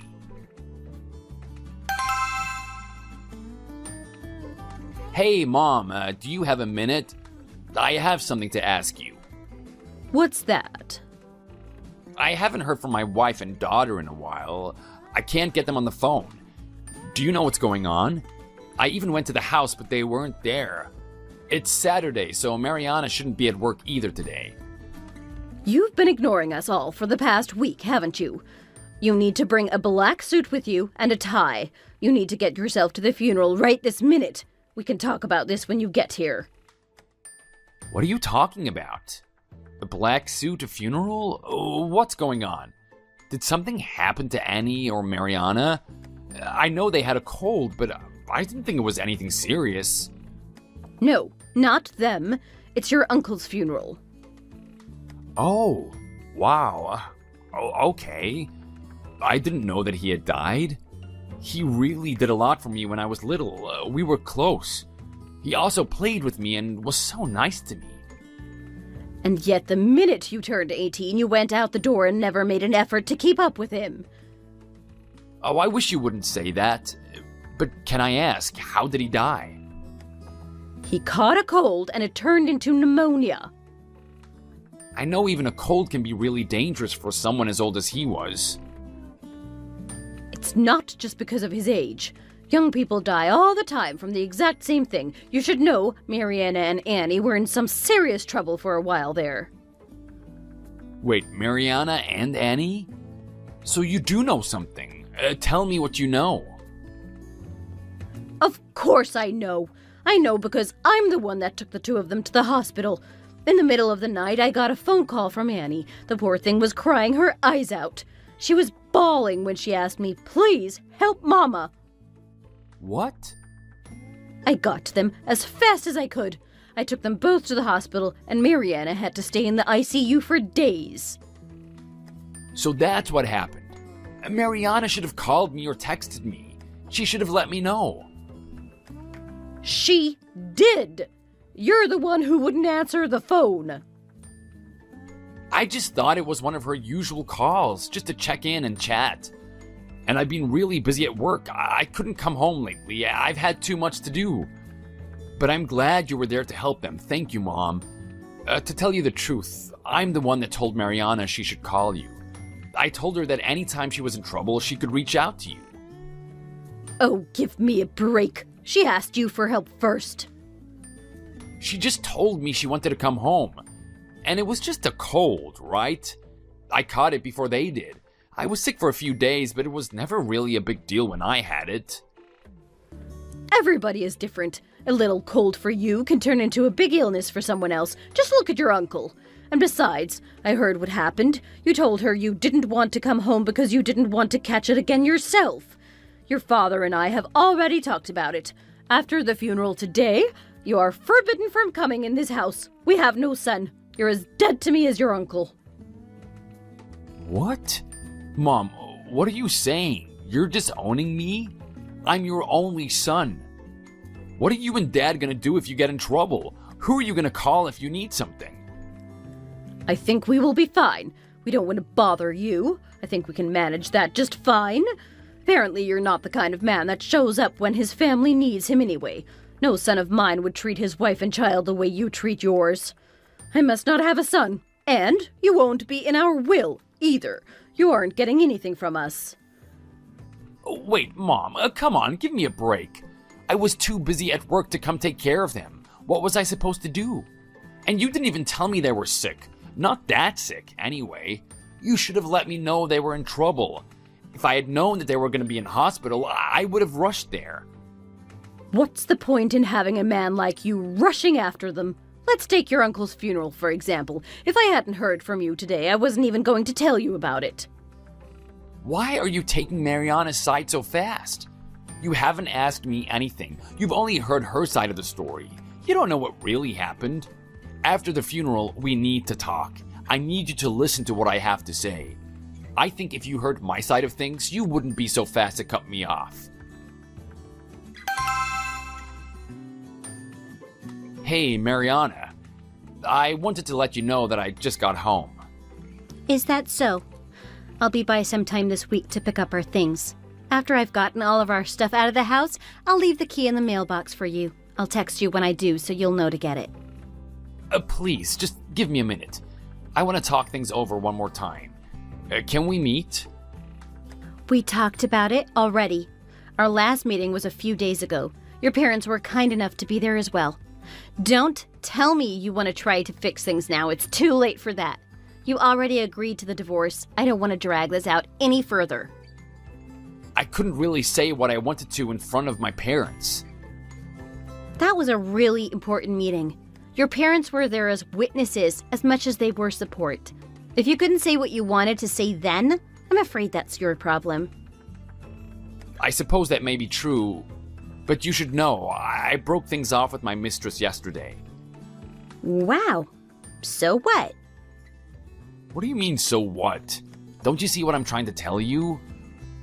What exactly is it that you're trying to tell me? I'm letting you know I ended it. I've cleaned up my life. I'm gonna do better for you and for Annie this time. Things will be different. I did it for you. So, what do you want me to say? Thanks for breaking up with your girlfriend. I forgive you? I'm not saying that. I'm just saying that I want you to see that I've changed. I'm gonna be better. Don't kid yourself. When you weren't coming home for days on end and you wouldn't answer my calls, I was always so worried about you. You neglected us. You neglected your family, and you were so cold to me. When I tried to talk to you, you were always gruff and distant. It was so hard. I'm sorry. I never wanted to believe you were cheating on me, but I suspected it. I even asked a private eye to look into it for me. He found out you were messing around with one of the girls at work. Ever since that day, my life has been a living hell. I couldn't just leave you. I had to think about what was best for Annie. I know. I tried to do everything I could to make you want to come home. I was making all the foods you love. I tried talking to you about Annie and all the wonderful things she was doing. I tried to do everything I knew to get you back. In the beginning, I tried to keep my feelings to myself. I had so much I wanted to say to you, but I didn't.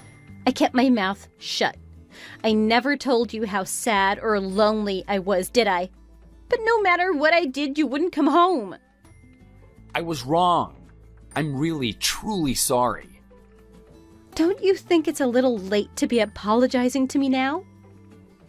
You should have thought about what you were doing when you were staying out late and refusing to come home. I knew it was too late for us a while ago. I started thinking that I should be preparing for this day, and that's when you got sick and decided to come home. You used us. You used me as a nurse and let me take care of you, and then you tossed both of us aside the moment you were done with me.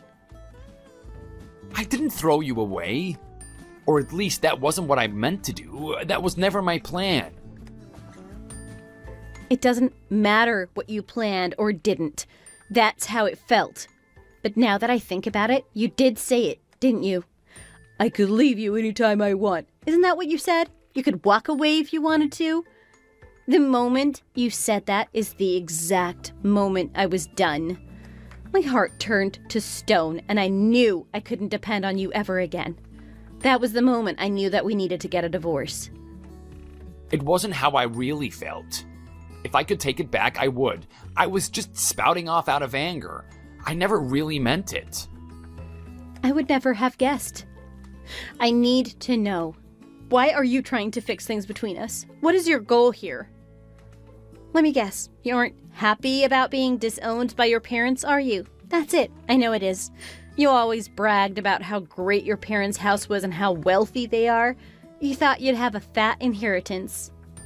That's not it at all. There's a lot more to it than that. I don't want to lose you, and I don't want to lose Annie either. Well, now that you put it that way, I know it's that you don't want your parents to cut you off. I can't believe a single word that comes out of your mouth. You were never staying at any apartment that the office rents. You were going home to your mistress every day. You were already living your life like you'd left us. You just hadn't signed the papers yet. I really never planned to leave you. It was just one of those silly things you do in the heat of the moment, like a madness. I wasn't making plans for the future. A madness? You shouldn't let your little passions ruin your wife and your child's life. I was afraid to talk to you about getting a divorce because of Annie. I wanted what was going to be best for her, and I was hoping we could fix things. When you told me you were coming home, I thought we had a chance. But you ruined everything. And as usual, here you are, trying to fix things, and it's too late.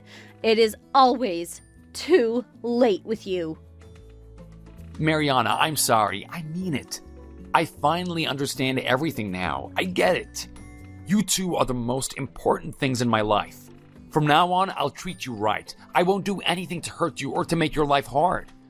I'll make sure you both know you're important. I'll always put you first. Think about Annie. It's going to be hard for her without me. Of all people to say such a thing, it doesn't mean anything coming from you. When we were burning up with fever, you didn't care at all. You tossed us aside like garbage. But now you want to tell me how hard things are going to be for Annie? Shut your mouth! If I had to live with you again, I won't be able to say anything nice to you. It would be nothing but complaints from me. And you're the one that said if I complained anymore, you would leave me, remember? So, I'm granting your wish. I'm giving you a divorce, just like you wanted. You're welcome. After that, I immediately reached out to my in-laws. I asked them if they would be there when we signed the divorce papers. Of course, they said yes. They've been so supportive. Having them there meant a lot to me, and any time my husband opened his mouth, my mother-in-law swooped in and gave him a good roasting. She had my back the entire time, and I've never felt safer than I did with her in the room. It kept him from delaying the divorce any longer than he already had. There was no more talk of getting back together. I was so relieved to be done. It seems like the only reason he ever broke things off with his mistress was because he was going to be paying alimony. Really, she probably ended things with him once she found out about it. I think he'd been giving his mistress a good bit of money while they were together. I suppose she thought it was going to keep going after the divorce, but then she found out it wasn't the case. He's going to be sending me alimony and child support every month from now on. He can't afford to keep spoiling her now that he has those kinds of debts to pay. I think they were just fighting about money, and one thing led to another. I doubt he ever really wanted to end things with her at all. He might have thought it would get him back in good graces with his parents, too. From what I understand, the girl he was seeing was one of his co-workers. When she and my ex broke up, she started circling rumors about him at the office. Word got around about their affair, and it affected things at work for him. The chemistry in the office changed, and they were at each other's throats. Both of them were sent to work in different departments after that. He'd been up for a promotion before everything happened, but it cost him his chance. Then when he was sent to work in a different department, he was demoted. I hear he's been put in the least important department of the entire company. He lost his family, he's been disowned by his parents, his career has gone completely off the rail. All that he has left at this point is a fat mortgage and child support payments. I have to wonder if he finally understands just how terribly he treated us. Honestly, I doubt he really gets it even now. My daughter and I, on the other hand, are doing really well. We moved to a new home that isn't far from my in-laws. We started a new life for ourselves. Even though I'm not married to their son anymore, my in-laws have been wonderful. They're always supportive of me and they've helped me with Annie. They always treat her like she's the most important person in the world. They see her almost every day. They come to her recitals and play with her. She even spends the night at their house sometimes. I know that she's going to have a wonderful life and a great future ahead of her. I was worried the divorce would be hard on her, but I honestly think her life is going to be better for it. I have so many people around me that have supported me along the way.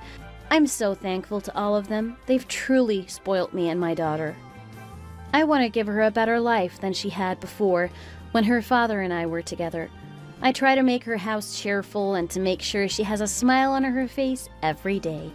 I'm building a bright future for my daughter, and I'm finally happy now. Thanks for watching. If you enjoyed this video, be sure to hit the like button for more great content. Good morning, all you people way down there on the 3rd floor. Is it going to be possible for you to all pay the building maintenance fee early this month? What maintenance fee? This is the first I've heard about a fee like that. Don't go pleading ignorance. Come on. You agreed to the rules when you moved into this building. We agreed to the rules, yes. I've got the contract in front of me, but it doesn't say anything about paying a building maintenance fee. It's an unwritten rule we all decided on. By we, I mean us residents living on the top floors. We decided the fee was necessary to maintain the good reputation of our building in this neighborhood. Everyone living on the bottom 3 floors is required to pay every month. You should set up an automatic payment so I don't have to ask every month. What the? That's ridiculous.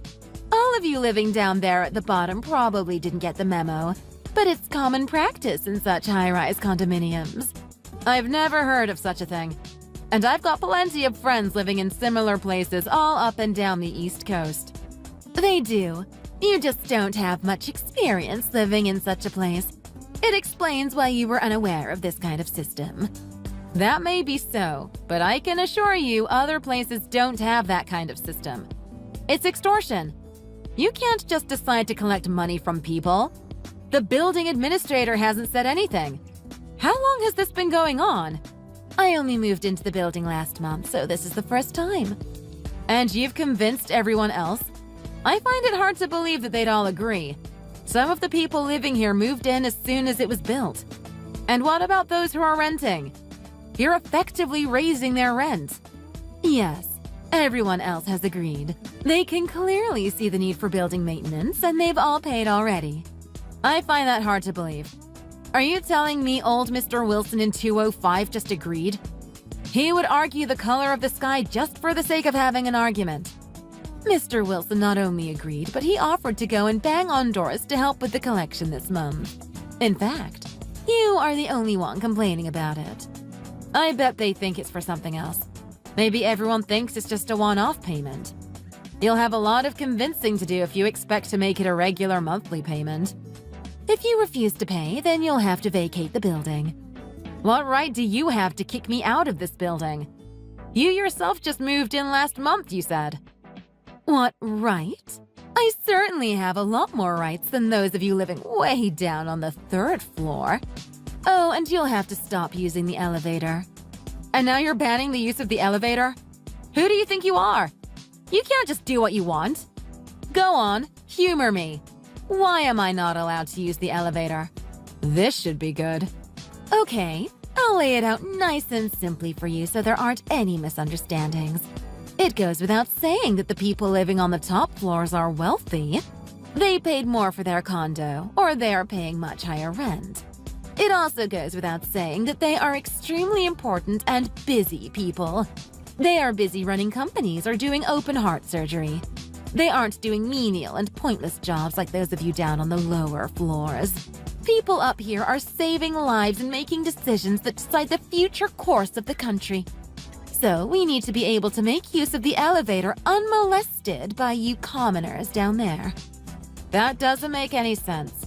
Sounds like you're just trying to boss everyone around. Who died and made you king? Oh dear.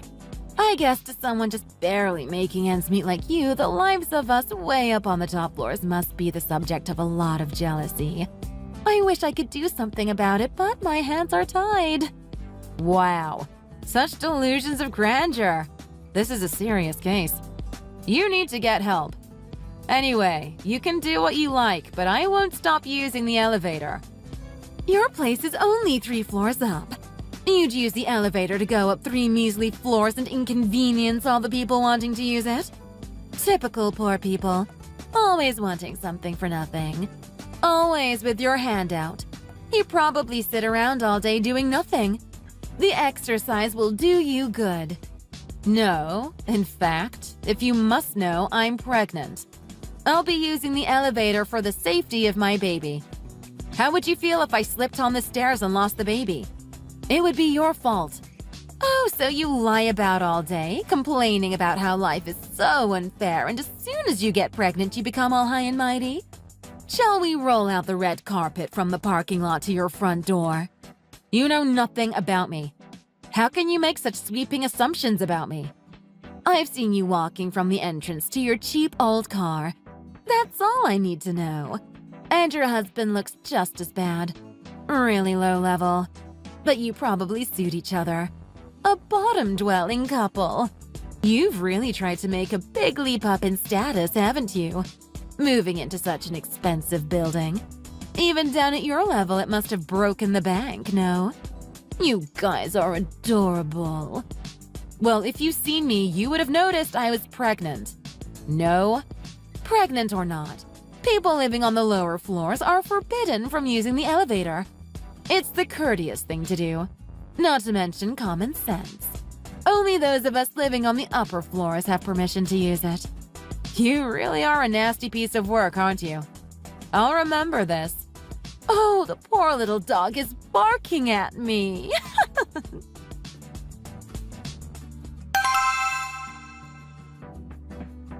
Hey, Naomi. It's true. I asked a few of the other residents, and that horrible woman has been collecting fees from people. Some paid and some flat out refused. So she was lying when she told you were the only one questioning it. I knew it! But why would the others just cough up money? Whichever way you look at it, she's just demanding money that we've never had to pay in the past. She told everyone that there was a meeting with the owner. Well, you're the owner. So it was your idea to make everyone on the 3rd floor and below pay an additional fee, was it? Yeah, right. Do you think I'd go and do something like that? I'm as angry about this as you. She's made it all up.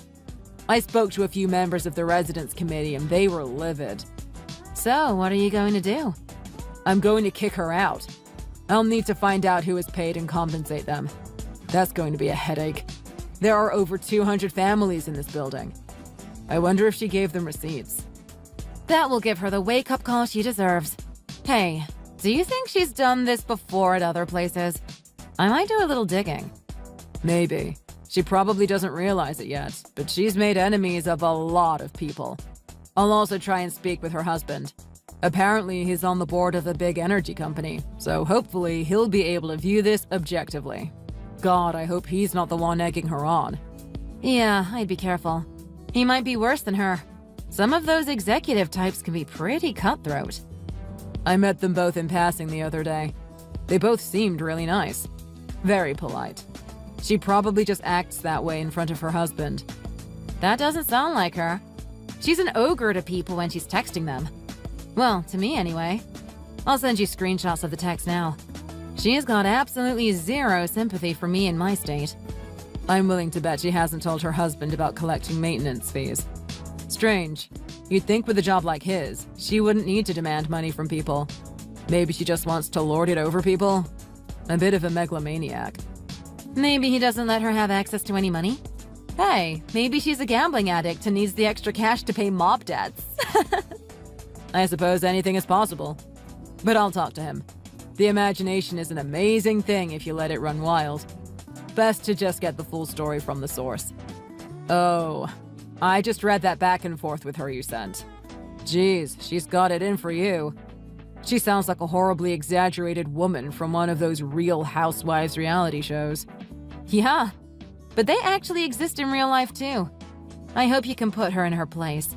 I've only been back in the country for a couple of months, and this is the welcome I get from my fellow Americans.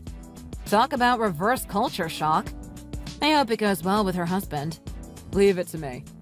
I feel bad. I didn't really think too much about the implications of living on the 3rd floor. I just thought we'd be up high enough to be out of the prying eyes of people at street level, but not too high up that we couldn't get out quickly down the stairs if we needed to. We could have moved into an opening on the 30th floor, but I thought the convenience of the 3rd floor would outweigh the view. With the baby coming soon, I didn't want you to be stranded in the lobby area waiting for an elevator forever. And when the kid is old, he or she can walk up the stairs to our place after school. Then suddenly we become victims of this bizarre discrimination. What would you call it? Heidism? Right. Anyway, sorry you had to be drawn into this. I'll sort it out, I promise. It's so ridiculous. I don't need the extra stress. It's hard enough with the baby kicking like a champion and keeping me awake most nights. What the hell does it matter what floor you live on anyway? She's probably just a bored housewife with an elitist complex. I wonder if she has ever done a day of work in her life. Just shows that she lacks humanity. Probably doesn't have any friends. Yeah, I agree.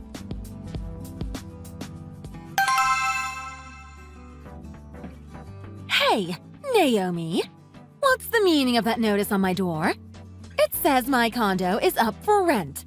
We live there. Explain yourself. What? Why are you asking me? Don't pretend to be innocent. I know it was you. You were loitering around my floor, no doubt. And the lock has been changed. What is going on? Oh dear.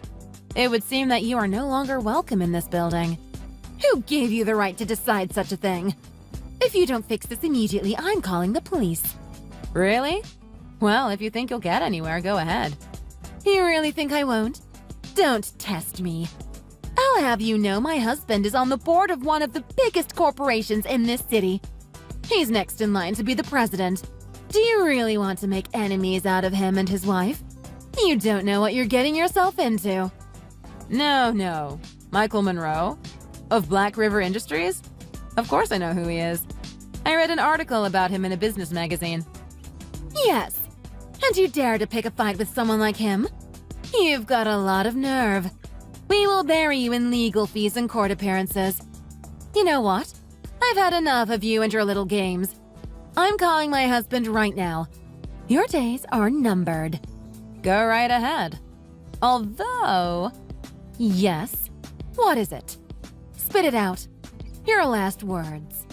Well, I think it only fair to warn you that it was your husband who made the decision to kick you out of the building. Not me. What on earth are you talking about? Yeah, I told him you were illegally demanding money from people on the lower floors as some kind of maintenance just for poor people. That's what you said it was, right? He was absolutely mad with rage.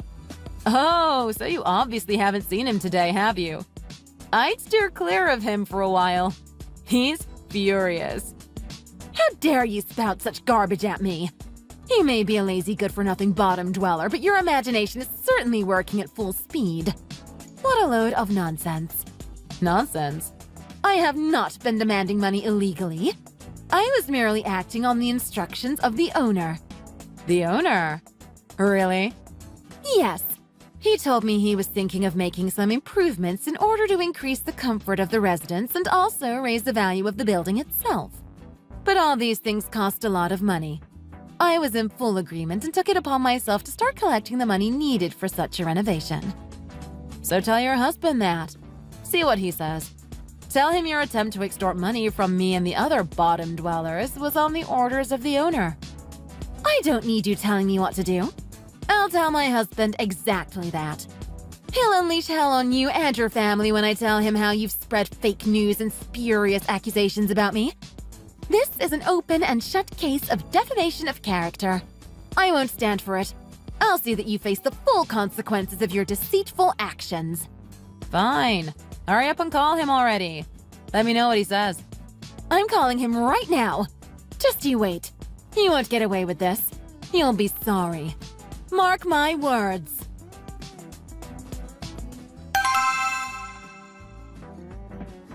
I've been informed that your husband is the owner of this building. Oh, is that what your husband said? It must have come as a bit of a shock. How are you taking it? But you're right. My husband is indeed the owner of this building. From the low-life scum on the bottom floors to the wealthy and extremely important on the top floors. That can't be right. I heard that the owner had emigrated and was no longer in the country. I thought the housing company was dealing with the maintenance. That was the plan originally. I was happily planning to raise our kids where we were, but things happened and we ended up moving back to the good old US of A. It's good to be home and feel that neighborly love. Don't mock me! You've just admitted that you thought the owner was living abroad. You used his name without permission to try and make some free money for yourself. And I've got all the evidence I need in this WhatsApp conversation. Not as smart as you think, are you? You really are a piece of work. It's no wonder your husband hit the roof. He won't be able to show his face in the building. This isn't happening! Ew! What did your husband say? Did he take your side? Did he call his army of lawyers and swing into action? Should I be worried? He won't listen to a word I say. He just said to get out. He'll send my things when I have a new address. He won't even talk to me. Everything is being done through his lawyers.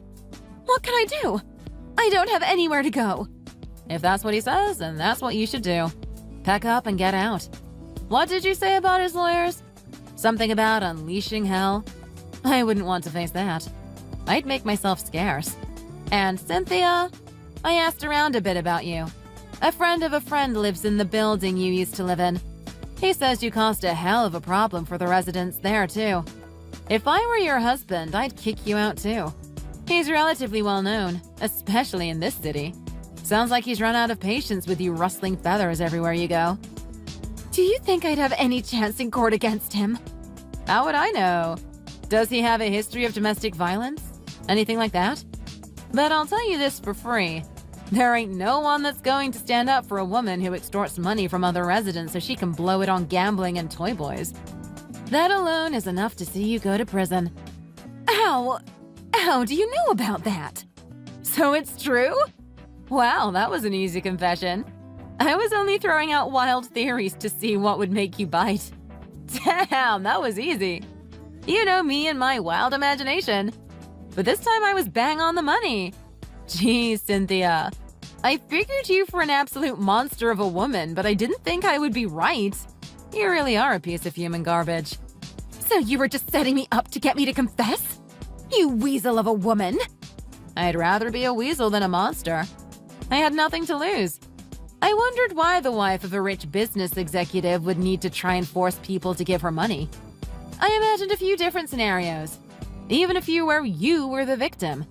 And I half wanted to give you the benefit of the doubt. But nope. You are just a self-absorbed snob who thinks she can do and say what she wants and treat others like they are all beneath her. But there's no helping you. You are going down.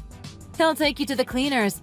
Woman to woman, though, and I shouldn't be saying this, but if I were you, I'd take what I could get my hands on and run for the hills.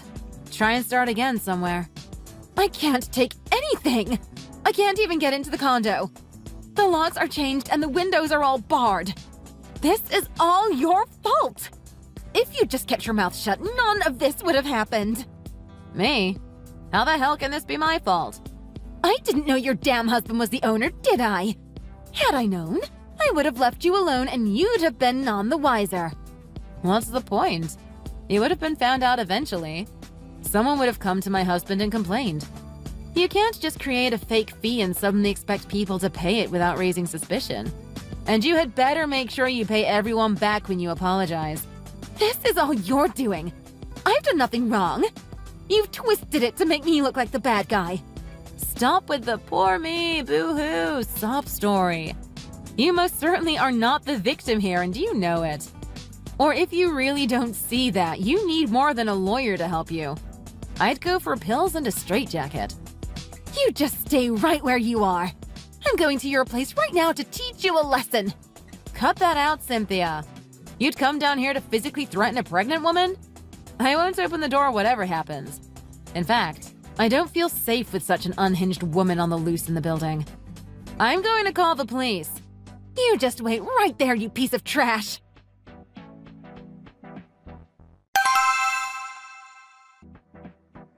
Cynthia, I've called the police and they are on the way. Just give up and go back upstairs to wait for your husband. The damage you've done to the door will cost a lot to fix. You're just adding willful damage to extortion, whatever else you've done that's about to catch up with you. You shut your damn mouth, you horrible woman. This is entirely your fault. Get out here now. Come out and face me. Hey, Cynthia. The cops have just pulled up downstairs. This is the 3rd floor, so they'll be up in no time. Shouldn't you hightail it out of here? I'll make you pay for this. Every last one of you. Remember this. I'll be back. Whatever. Just get out of here. Oh, and hey. Criminals don't have permission to use the elevator.